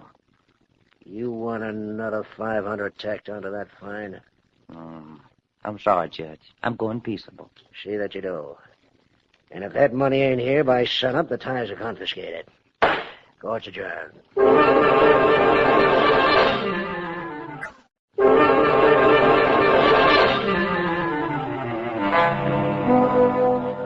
Well, it looked like the Mountain Central was getting it from both barrels. At Track's End, I faced Joe Tanner in his office and told him bad news. I'm glad Cardiff isn't here. He'd only worry. Only thing to do is to get that money. Either that or ride in and take them ties. I won't sanction violence. Well, then we got to get the money. That'll have to come from Cardiff. May take 2 or 3 days. Yeah, I shouldn't have given in to that town marshal. But sometimes messing with the law don't get you nothing but trouble. You took the wise course, Larabee. Yeah, I don't know. Once we defy the law, we're whipped. Looks to me like we're whipped anyhow. We can't get timber from Dutch Hill, and Shannon's got it all bought up in Empire City. I know how you feel, Larabee, but we'll have to do this legal. Well, Cardiff said you was the boss. Sorry, but that's the way it is, Larabee. Later that evening, me and Somber Jones and Mike Flaherty had a talk out back of the work train. Well, Hawk, I reckon we start looking for a new job. Hey, send to the Mountain Central. That's too bad. If we only had our hands on them ties. But we ain't. If Cardiff was here, I figure I could talk him into letting us get them before us. Tanner won't hear of it, huh? No. There was only some way of tying up the Sierra Western until we could get them cross ties. Tying up the Sierra Western? If they couldn't work for a few days, we could wait for Cardiff to send the money and pay the fine. I got an idea. Something tells me it's going to be mean risking my life and my limb. What is it, Mike? Me brother Sean works for the Sierra Western. Well, I don't reckon he can help us none. There was something he told me. Brett Shannon has things fixed over the Sierra Western so that he's got to be there every day. Well, ain't nothing strange about that. He's a boss. Yes, I know. But the men are paid each evening. They're paid every day they work? Every day. I never heard about a deal like that. Well, it was Shannon's idea. He runs most of the gambling outfits that follow the Sierra Western. Instead of his men losing their money once a month, he gets it back every day. Sure. They never get a chance to spend nothing in a town. Now, by the time he takes out their board bill, they're broke. Well, what has all this got to do with us? Well, my brother Sean says the Sierra Western payroll is kept in the office car in a big safe. And Shannon's the only one with the combination? That's right. Now, if he was to disappear... Oh, the men wouldn't get paid, and it'd be the devil to pay. You mean kidnap Brett Shannon? Sure. Right out of his own camp? Track clears won't work unless they're paid, huh, Mike? And while Brett Shannon is gone, the Sierra Western will shut down. It's worth a chance. Oh, wait till I get my horse. You stay here, Mike. Turner won't miss me in summer. What makes you think I'm going to risk my hide? I couldn't keep you away.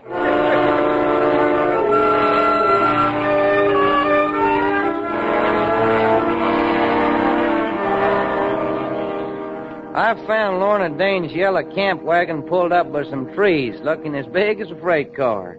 There was a light showing inside, so I climbed my steps and walked right on in. What are you doing here, Larabee? I'm looking for Brett Shannon. Well, he's not here. Mind if I look around? I certainly do. This is my home. No one comes here unless they're invited.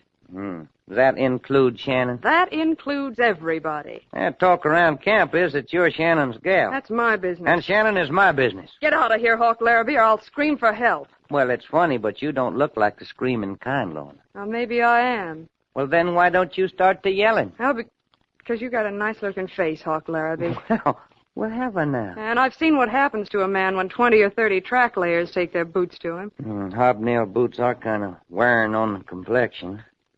Oh, what is in that room yonder? You stay away from there. Maybe that's where Shannon is hiding at. That's my bedroom. Uh-huh. Sure, it's prettied up and sweet smelling. Are you satisfied Brett isn't here? Yeah, I guess you're right. Then get out. I hate every Mountain Central man that walks or crawls, and that includes you. Oh, whoa now, honey. Well, what did the Mountain Central ever do to Lorna Dane? Well, I was all set to bring my outfit along with them. And you switched over to Sierra Western? Yes, your boss wouldn't let me follow the Mountain Central. Maybe the boss didn't want his men losing their pay to your games. Go ahead, say it. You meant my crooked games. Well, if the boot fits, just put it on. Listen, Hawk Larabee, I never run a crooked game in my life. How about Judge Bentley? He kept his eyes on me instead of the cards. Well, I reckon a fella might do that, Lorna. My dad was a gambler, but he was straight. He taught me to be straight. I don't take remarks like that from anyone. Now get out! No, ain't no woman gonna slap me. Turn loose of my wrist. Oh, you little help! Bite me, will you? Maybe this'll tame you. You stay away. Here now. Ain't you ashamed of yourself? If you were a gentleman, you'd ask for a kiss. Well, what a touching picture. Brett, what are you doing here? Your blinds are up, Lorna. From outside, it looked like you might need a little help. Well, I don't need any help. Now get out, both of you. Shannon must be right at home here. Come in without knocking. If I remember right, you came in the same way. Come on, Larabee. I'll show you around the camp. I know how you would show me. Now, Brett, I don't want anything to happen to Larabee. Getting interested, Lorna? I just don't want his blood on my hands, that's all. Well, y'all are talking mighty pretty, but I got something to say. This. Put down that gun. Why, all I've got to do is stick my head out that door and yell. Stick your head out that door, you get it shot off. Well, what are you going to do? I'm going to take you to the Mountain Central camp. Some fellers over there is mighty anxious to find out who you paid to burn them cross ties, and how much you paid a no-count judge to frame me. Larabee, you're out of your mind. Wait a minute, Brett. I agreed to string along with you as long as everything was on the square. Well, Lorna, railroading isn't exactly a tea party. Then it is true. Thank you for telling us, Shannon. Yeah, but it won't do you any good, Larabee. You'll never be able to get me out of this camp without us being seen. Oh, I won't, huh? Lorna, you hankering to do any traveling? Traveling? Oh, you mean my camp wagon? Sure, won't nobody see Brett Shannon here. You'll never get away with this. I'll get away with it, all right. Oh, wait a minute, Larabee. Maybe we can come to an understanding. All right, fix it so's I can get them ties. You go to the devil. That's my ace in the hole, and I'm not giving it to you. What's going to happen tomorrow night when you ain't here to open that safe? Well, what about it? Track clears won't work unless they get paid. How do you know we pay every night? Oh, I got ways of finding out things, Shannon. You'll never live to get those ties, Larrabee. I promise you that. Lorna, use that scarf to tie up Shannon's hand. Lorna, if you do that, What else can I do, Brett? Larrabee has a gun.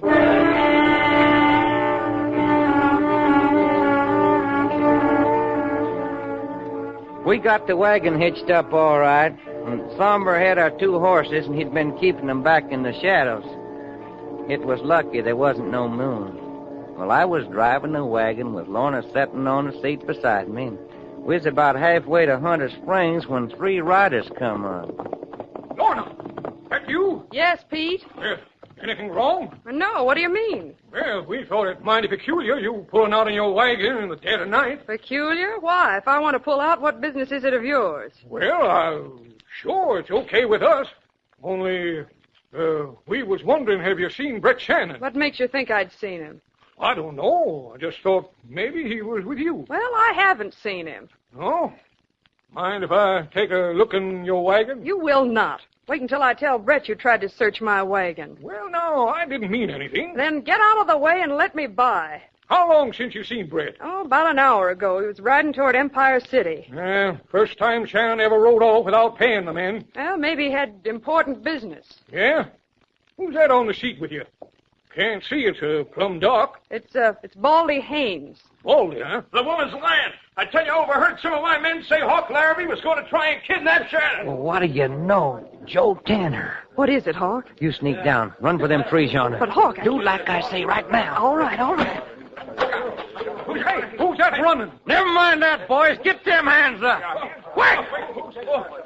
It's Hawk Larabee. Yeah, Tanner, you tailor-faced hypocrite. And Tom Cardiff trusting you. Pull your gun. I want an excuse to blast you right out of that saddle. No, don't shoot, Hawk. You're Shannon's spy. How much Sierra Western stock did he give you to burn them cross ties? Don't let him shoot me, boy. I wouldn't waste a bullet. Hey, Hawk. Yes, Homer? Look out. The little window behind you. It's Shannon. Yeah, Larrabee. Put up your hands. Well, I'll be... How'd you get loose, Shannon? Never mind. Just keep your hands up or I'll... Oh, will you? All right, Shannon. Drop that gun. I'll bust your wrist. Hey, Hawk, the team. Hold him. Wait a minute, Larrabee. Grab the reins. They're running away. I can't reach him. Do something, Larrabee. Do something. If this wagon ever tips over with me. Larrabee! Look out! That's me! Look out!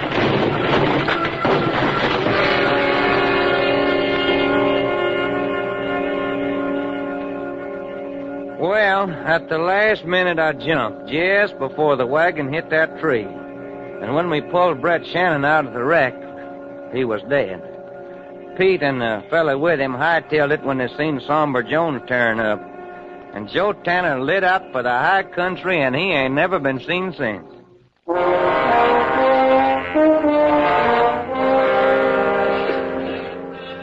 Well, it was a glad day when we drove that last spike and rode that first train into Empire City, 3 weeks ahead of the Sierra Western. There was a real big celebration with speech-making and hooting and hollering. Tom Cardiff was so tickled he even wanted me to make a speech, but I ain't much for talking, so I just slipped away. After things quieted down, Somber Jones caught up with me at the stable. Where are you going? Just riding. But ain't you staying to take Lorna Dane to dance tonight? I figured that ain't very smart, Somber. What's being smart got to do with it? She's a right good-looking gal. She's sure got an eye on you. Yeah, but I'm carrying all my wages, Somber. You mean because she's a gambling lady? I reckon so. But you ain't unlucky at cards. But I might be unlucky at love. Either way, I lose.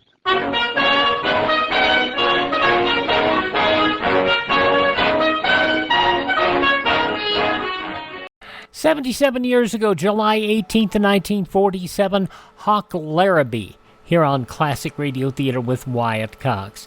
The show began as the summer replacement series for The Adventures of Maisie, and it began as Hawk Durango, with the main character having that name. Those episodes focused on the adventures of Durango and his partner Brazos John. After 6 weeks, the program ended. Then on October 3rd, 1946, Hawk Larabee debuted, with the title character being the owner of the Black Mesa Ranch. Larabee and his partner, Somber Jones, encountered adventures in and around the town of Sundown Wells.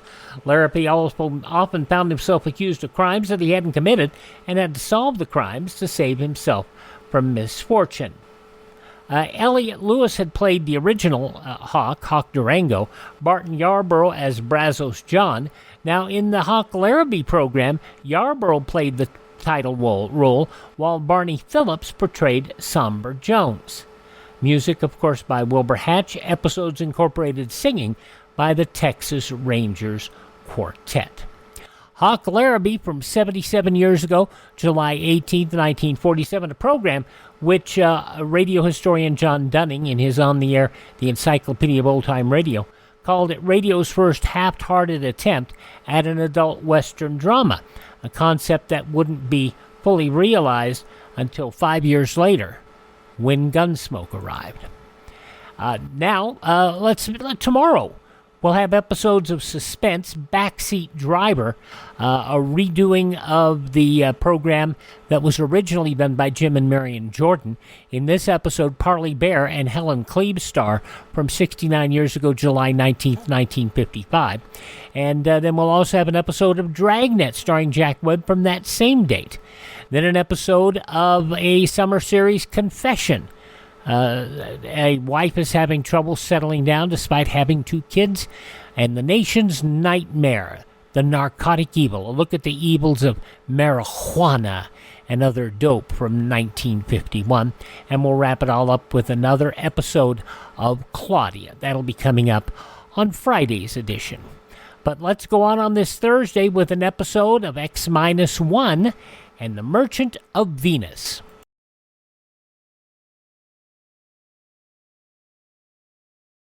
Survival in the nuclear age is a personal responsibility.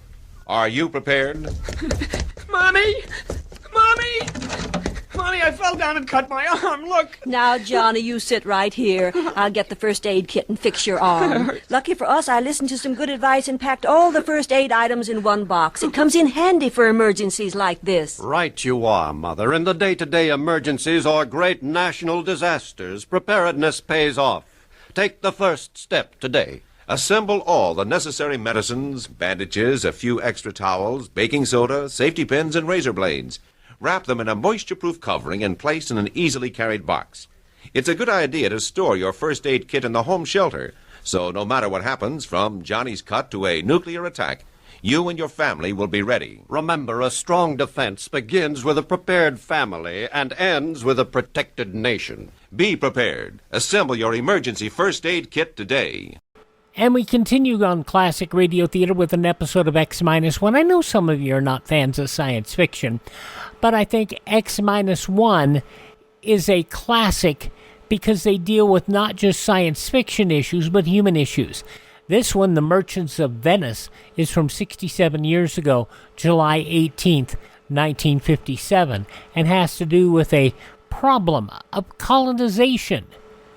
You can get people to colonize someplace, but getting them to stay there? Countdown for blast off. X-5, 4, 3, 2, X-1, fire.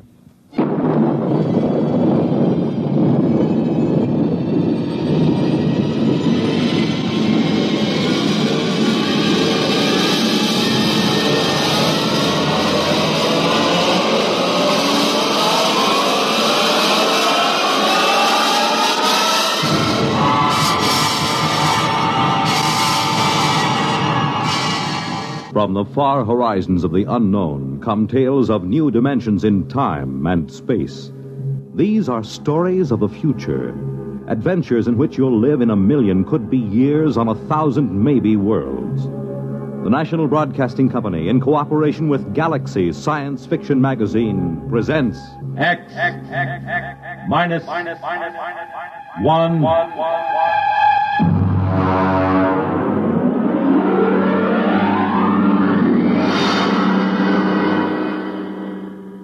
Tonight, The Merchant of Venus by A.H. Phelps, Jr. But first, hear this. When they play it hot and you dig the beat, oh, life is swinging, life's complete. You make it Pabst, 'cause Pabst makes it perfect. Yes, Pabst makes it perfect.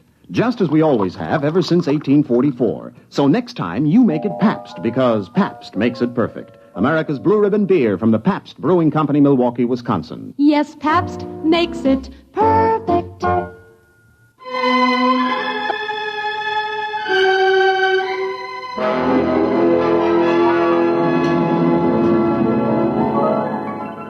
Now on X-1, The Merchant of Venus. If you've ever tried to make a 6-inch marionette play the piano using spider webs 100 feet long for the strings, you'll have some idea of the job of administering personnel problems of the Venus colony from an office on East 41st Street in New York. But that's the way it's done. All recruitment and contract work for outspace employment is handled by the UN Off-World Commission. My particular mess is the Venus Project. Mostly the trouble comes to my phone extension. Work 'em here. Work 'em. How long do you think we're going to stand for this? Oh, General Carlson, how are you? At the rate you're going, there won't be a man left on Venus or a dollar left in the budget. What kind of a personnel director are you? Well, if you... Don't you know this project is vital to every person on Earth? General Carlson, just what is wrong? 30 more resignations came in from the colony on the last mail flight.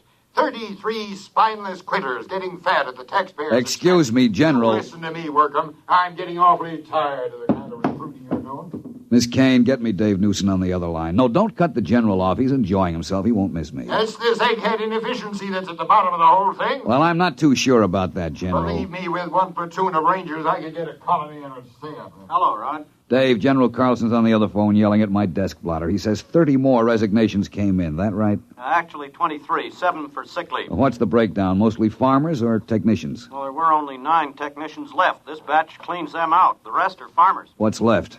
A couple of farmers, trappers, and the scientists. They seem to stick it out all right. Different contracts. They only have a 2-year hitch and then come back to Earth if they want to. Listen, meet me down at the coffee shop. No, Carlson goes down there sometimes. The saloon over on 43rd, about 10 minutes.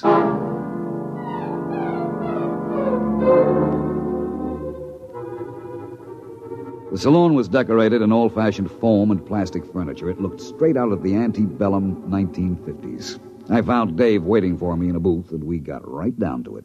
Well, listen, why don't we leave this last bunch of quitters right where they are? Refuse to bring them home. Then they'd have to make a go of the colony to save their scrawny necks. Oh, I'd like to, but even General Carlson wouldn't dare. We'd never get another colonist off Earth. And our main job is to relieve population crowding on Earth. If we get tough with the colony, a man would be a fool to go. And every one of these quitters talks like he was just sprung from Devil's Island. This isn't getting us anywhere. I want you to shoot me up the files on this last batch of quitters. Maybe we'd better have a staff meeting on it. Get the psychology section, the preliminary interviewers who passed these men, and I'll have Jameson, too. What do you want a historian for? Maybe he can find us something interesting in the project record.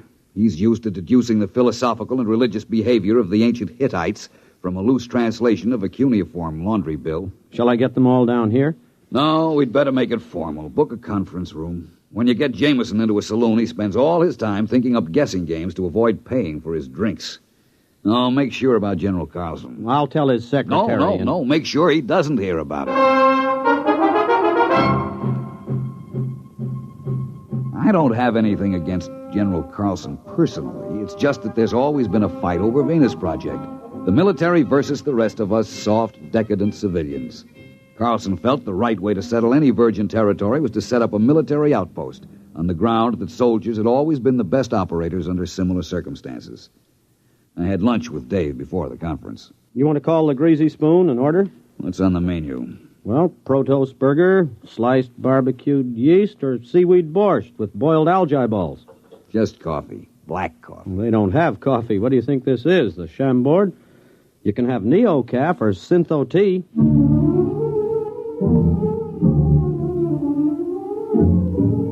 And that just about sums up the problem the Earth faces. Scientific agriculture and hydroponics had gone just about as far as they could. Synthesized foods couldn't take up the slack. If the people of Earth kept on emulating the extinct rabbits, as they showed every intention of doing, we had about 30 years before we'd all be standing on each other's shoulders, chewing our fingernails for nourishment. Or rigid birth control would go into effect, with the whole attendant problem of racial tension, nationalistic wars, and bootleg conceptions. The group gathered in the conference room looked sour enough to have been dining on seaweed borscht for a week. All right. I suppose I sum up what we all know already. It'll give us time to stall before we face problems to which we have no answers. That's a cheerful beginning. All right. Now, for 6 years, we've been trying to establish a self-sustaining colony on Venus. Why? Take the monorail out to Bucks County or up to Vermont at rush hour. There just isn't any more room on Earth. They've just opened the Dome Colony in Antarctica, and the housing areas in the Amazon Valley, and they're already piled up with a 10-year waiting list. All right, we send out colonists. What happens? They quit. Thank you, Mr. Jameson. The resignations come in. By terms of the contract, we have to transport them back to Earth inside of a month of resignation. There'll be nothing left on Venus but a few small clearings in the jungle and a few empty beer cans. Now, I'm not accusing anyone here of making mistakes, but I think we have to seriously consider whether we're spending money for nothing. Rod, you said the problem was insoluble. We know what we need up there. It's just that we're still making some mistake in selection, in psychological screening. That's all. You're not going to quit, are you, Rod? Well, we're not. We'll get these studies out and check again. Venus Project is too important to fail, right? Yeah, right.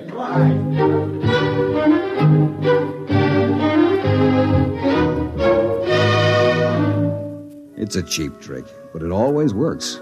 I talk with a heavy, heavy heart. Dave jumps in to shill like a Boy Scout. It always amazes me how a bunch of Ph.D. psychologists can get suckered into enthusiasm every time. We tried to figure out what made the settlers quit.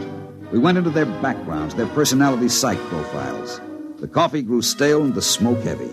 Nothing. Look, Rod, here's what it boils down to. A man has to be unstable to want to leave Earth, but he has to be stable to stay on Venus. You need initiative and resourcefulness to make out on a new planet. But if you had it, you'd make out fine at home. You need young, healthy, vigorous, mature, older, experienced people all rolled into one. We're looking for a collection of walking paradoxes.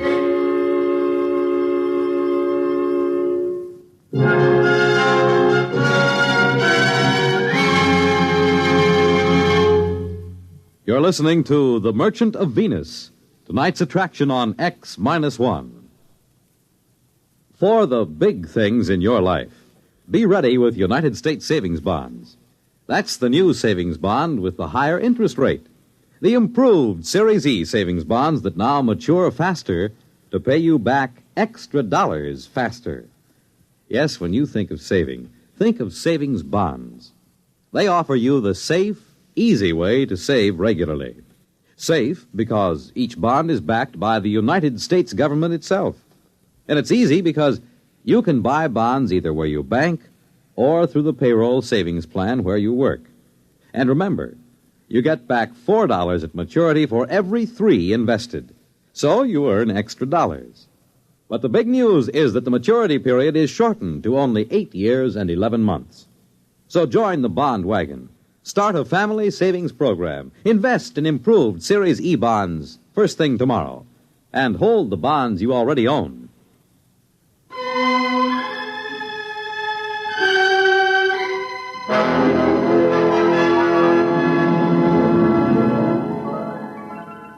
Now back to X-1 and The Merchant of Venus.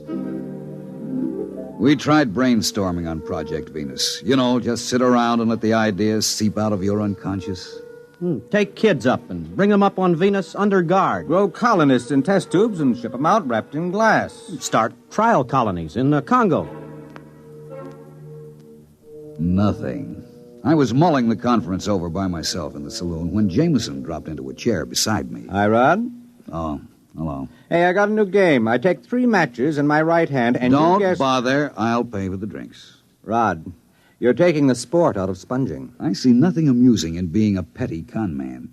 How about that snow job you work on the psych team every couple of weeks? You could get rich selling bogus mining stock to investigators for the SEC. There is a difference between legitimate personnel psychology. Sure. How about when you threatened to quit?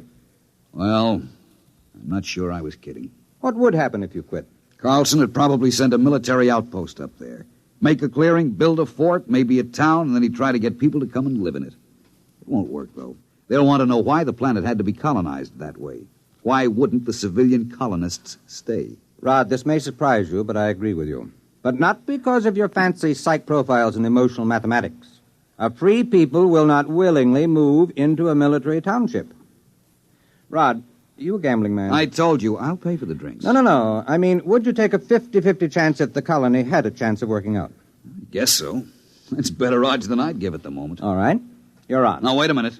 What are you talking about? Never mind. Here, look. I take 3 matches in my right hand.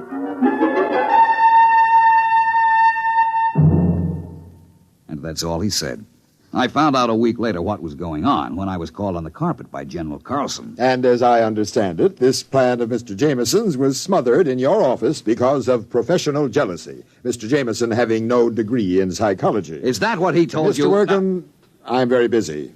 I have a conference with Mr. Jameson in exactly 7 minutes.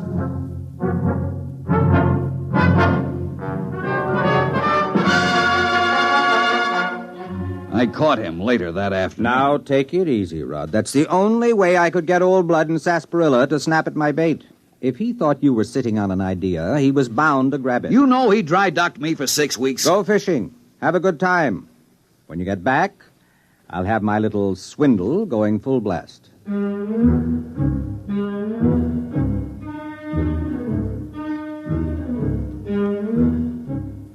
That is exactly what I did. I went fishing. When I came back to work, I had to fight to get into the building. Hey, who you pushing? I work in here. Yeah? Line fucker. What do you mean? You're gonna wait your turn like the rest of us. What's going on in there? What, are you kidding? This is the volunteer office. Where have you been? Volunteer for what? The Venus colony. Oh, no. That's a little office around on 43rd Street. Wake up, Bud. They moved out of that office last week. You mean all these men are volunteering? Sure. Hey, you got a bottle on you? Bottle? Anything. A little California seaweed juice, maybe. I ain't fussy. Are you a trained farmer? Do I look like a hayseed? Technician? Mechanic? Listen, Buster. That's for Marks, Rubes, Hicks. I know how to take care of myself. Let the suckers push tractors around. You sure you ain't got a shot? No. Man, I can hardly wait till I get there. The nearest saloon? Venus, man, Venus. What are you going to do when you get there? I'm gonna snake me a little climb. Then let the creds roll in. Gonna get me a year's supply of the best pre-war scotch, and I'm gonna use it up in a week. They don't pay that kind of wages at the colony. Wages? That's for square johns. I'm going out for the hot stuff. You know what I mean? Radioactives? Well, the government assays don't show enough to make it worth shipping. That's what they want you to believe. I heard they got loads of big U's so rich, you gotta wear a lead union suit to get near them. Don't you realize there's nothing but jungle up there? And insects and spores and fungus? All right. I know the story. That's to keep out suckers. Take it from me, bud. Just look around. The smart money knows the truth. I'm getting in on the ground floor.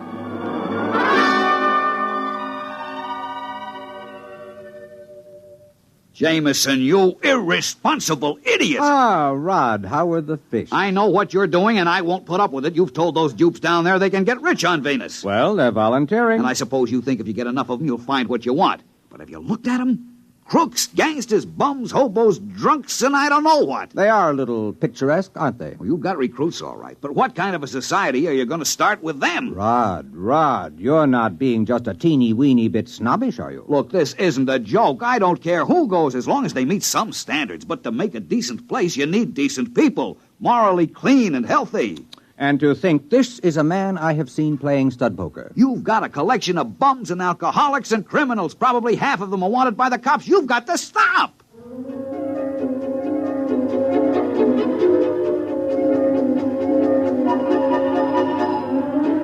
There wasn't a thing I could do. I issued a statement to the press, and I got editorials attacking me for trying to keep the riches of Venus from the common man. Days passed, weeks. The training and screening compounds were jammed, and the transports lifted from Cocoa Base on a tight schedule, 100 men to a ship, not counting crew. People traveled miles to apply. They drifted in from every skid row around the world. Then the numbers decreased. Day by day, the get-rich-quick propaganda seemed to be losing its grip. About a year passed, and the lines had dwindled down to about a steady 5 men a day.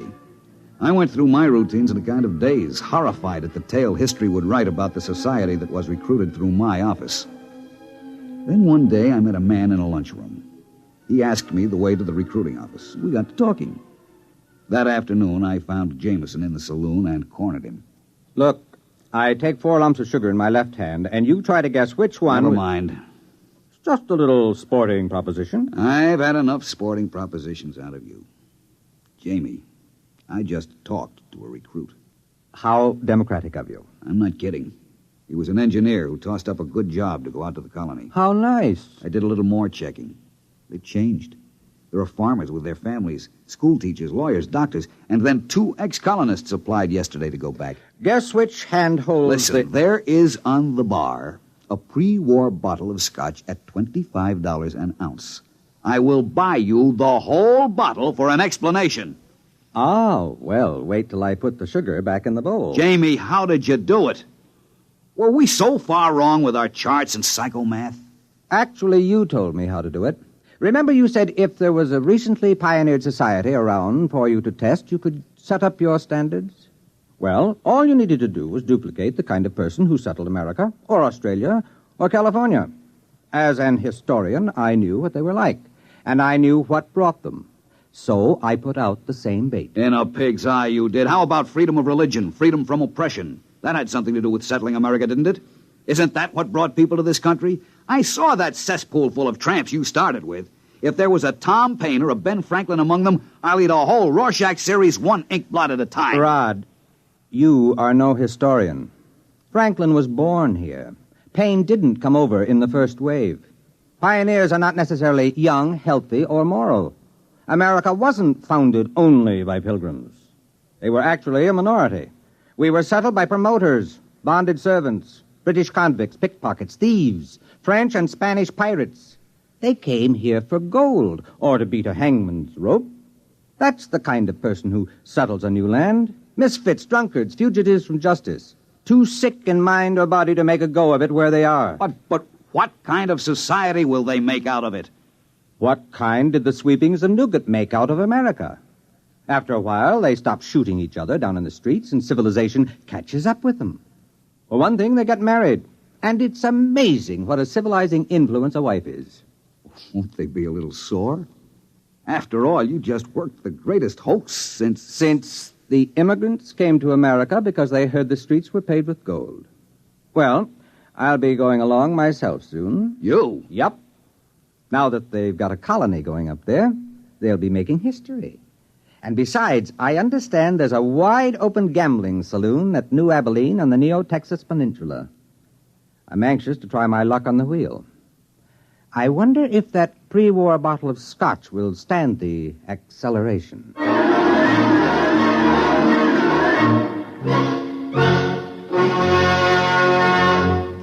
Fred Collins again, and I'll be back with a word about X-1 in a moment. This is Bob Haynes speaking to you from somewhere in the Caribbean. I am aboard a UDT personnel landing craft. That's the Underwater Demolitions Team. We are right now on our way out to rendezvous with United States submarine Sea Lion. Monitor took you there. Some men go over Niagara Falls in a barrel. Some people sit on top of flagpoles. But we have a man by the name of Rajah Phillips from India who is buried alive right in the center of a furniture store here in Owensboro, Kentucky. And Monitor took you there. Big events, little events, offbeat events, comedy, music, news, and sports. They're all part of the top variety of entertainment Monitor brings you all weekend long. This is Frank Blair inviting you to join us on Monitor every weekend and Friday nights, too, on most of these NBC stations. You have just heard X-1, presented by the National Broadcasting Company in cooperation with Galaxy Science Fiction Magazine. Your announcer, Fred Collins. X-1 was an NBC Radio Network production.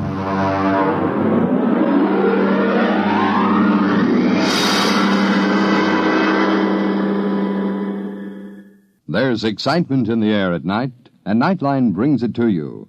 Hear Nightline with Walter O'Keefe, next on most of these NBC stations. 67 years ago, July 18th, 1957, X-1 on Classic Radio Theater with Wyatt Cox. Coming up next, an episode of Superman.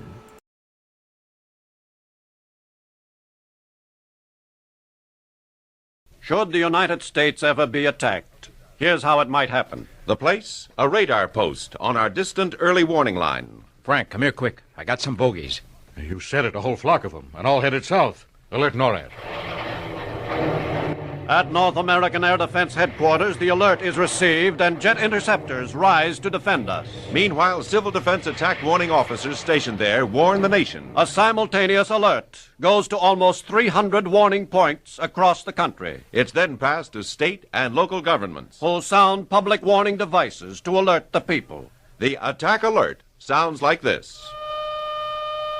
A steady blast of 3 to 5 minutes. It means take action as directed by your local authorities. The take cover signal sounds like this. A wavering tone for 3 minutes. It means take cover. Be prepared. Remember your public warning signals and know what they mean. Coming up this week on Classic Radio Theater, let's see, this is a Thursday, right? So coming up tomorrow, we'll have Suspense, Dragnet, Confession, The Nation's Nightmare, and Claudia. And then Saturday, Crime and Peter Chambers, Call the Police, yours truly, Johnny Dollar, the conclusion of what we started last week, the Mojave Red Matter. This is your FBI and Claudia. And then coming up on Sunday, 2 episodes of yours truly, Johnny Dollar, and Suspense from 1957. We'll also have an episode of The Big Story, Escape, an episode of The Diamond as Big as the Ritz. We've aired that before. That's a very early episode of the program. And another Superman. And then Roy Rogers, Gunsmoke, Fort Laramie, the FBI, and Peace and War, and Claudia. That's all coming up over the next 4 days here on Classic Radio Theater with Wyatt Cox. But right now, another episode in the first Smuggling story of Superman. This goes back 83 years, if I'm remembering correctly, and I am. It is July 18th, 1941. Presenting the transcription feature, Superman. Look, up in the sky. The bird. It's a plane. It's Superman. Yes, it's Superman, strange visitor from the planet Krypton, who came to Earth with powers and abilities far beyond those of mortal men. Superman who can leap tall buildings at a single bound, race the speeding bullet to its target, then steel in his bare hand, and who, disguised as Clark Kent, mild-mannered reporter for a great metropolitan newspaper, fights a never-ending battle for truth and justice. And now to our story. Convinced that Clark Kent is a government agent investigating the illegal business in which they seem to be engaged, the 2 hard-bitten men, known to us only as Bull and Chuck, have set steel bear traps along the forest trail they expect Kent to take in trying to run them down. The traps, well hidden under a layer of snow, are strong enough to hold a 600-pound bear. As dawn breaks over the clearing in which Kent, Jimmy, and their guide Batiste have camped for the night, none of them is even remotely aware of the danger lurking along the forest trail. Seated around the fire, they're finishing the breakfast Batiste has prepared for them, while the guide tends his dogs. I don't know when I've tasted better fried ham. Wasn't it swell, Jimmy? Uh-huh. You don't sound very enthusiastic. Matter of fact, you didn't even finish the ham. What's the matter? Nothing. Oh, now look, young fellow, don't try to kid me. I know your appetite, particularly out here in the open. When you leave anything on your plate, there's something serious the matter with you. What is it? Nothing's the matter, Mr. Kent. Don't you feel well? Well, I feel fine. Oh, what's bothering you, Jim? Oh, nothing. Remember what I told you yesterday about exasperating me? And you're doing it now. Oh, I don't mean to, Mr. Kent. It's just that... All right, come on, get it off your chest. Well, it's just that funny things happen. Things I don't understand. Oh? For instance? Oh, that shotgun, for instance. How did the barrel get twisted? Well, I told you, Jimmy, that some things are beyond explanation. Someday, perhaps you'll know. You mean I'll know how the shotgun barrel got twisted? Sure, you'll know a lot of things. The older you grow, the more you learn. Oh, that's not what I mean. I've just got the feeling that you don't tell me everything. Don't tell you everything? Well, what haven't I told you? Oh, lots of things. Didn't I tell you how coal happened to be made and how the government operates game preserves? Oh, I don't mean things like that. I mean, well, the only thing I can remember now is the shotgun barrel. Oh, now you take my advice, Jim, and forget it temporarily. Well, you all through with breakfast? Yeah, I wasn't very hungry. Okay. Let you and I take a little walk while Baptiste is feeding his dogs and cleaning up, How about it? All right. Okay. Baptiste! Jimmy and I are going for a walk. We'll be back soon. Sure. All right, come on, Jim. Where are we going, Mr. Kent? You haven't forgotten what happened last night, Jimmy, have you? Oh, you mean the airplane and the package it dropped? I thought we might look for it in the woods. Oh, those two men have probably found it by this time. No. Now, that's another thing that puzzles me. What? Why did you tell Baptiste we were breaking camp? Aren't we going to find out who those men are and what they're doing before we leave? Yes, but I didn't want Baptiste along with us while we were investigating. He's better off back at the clearing. Hey, it's pretty tough going here. Knee-deep in snow and dead branches. Well, isn't that a trail over there on the other side of that big tree? Where? Oh, yes, I think it is. Come on, Jim. Ah, here now. This is much better. Snow is packed down a bit. I wonder where this trail leads. Well, only one way to find out. Follow it. It's pretty narrow, so we'll have to walk single file, Indian style. I'll lead the way, but you keep close behind me, Jim. Okay. You don't think those men are real game wardens, do you, Mr. Kent? I'm sure they're not. As a matter of fact, I think they're up to something. Something they'd like to keep under cover. Well, what could it be? I've been trying to figure it out. All I can imagine is that it's some sort of illegal border traffic. Hey, I'll bet that's it. I'll bet they use the airplane. Hold up a minute, Jimmy. Wait a minute. What's the matter? Someone's been on this trail recently. See those footprints? Uh-huh. The snow over there seems to have been disturbed and packed down as hard as the rest. Now, take a look at it. Mr. Kent, what happened? Why, my leg is caught in a steel trap, Jimmy. Oh, what'll I do? What'll I do, Mr. Kent? Don't get excited, Jimmy. Run back to the clearing and ask Baptiste for the file he carries in his dog sled kit. He uses it to keep the sled runner sharp. Is that all, Mr. Kent? Yes, that's all. Now, hurry, but don't tell Baptiste what happened. I'll be right back. Poor kid. Hated to have to frighten him, but as it is, he's getting more suspicious about me every day. Look at these steel trap jaws in my leg. If been anyone else, it would have cut right through the bone. Listen to me, using Kent's high voice even when I'm alone. Gotten so used to it. There, that's better. Now to get the trap off my leg. Ooh, that spring is certainly strong. There, that does it. Now, snap it shut.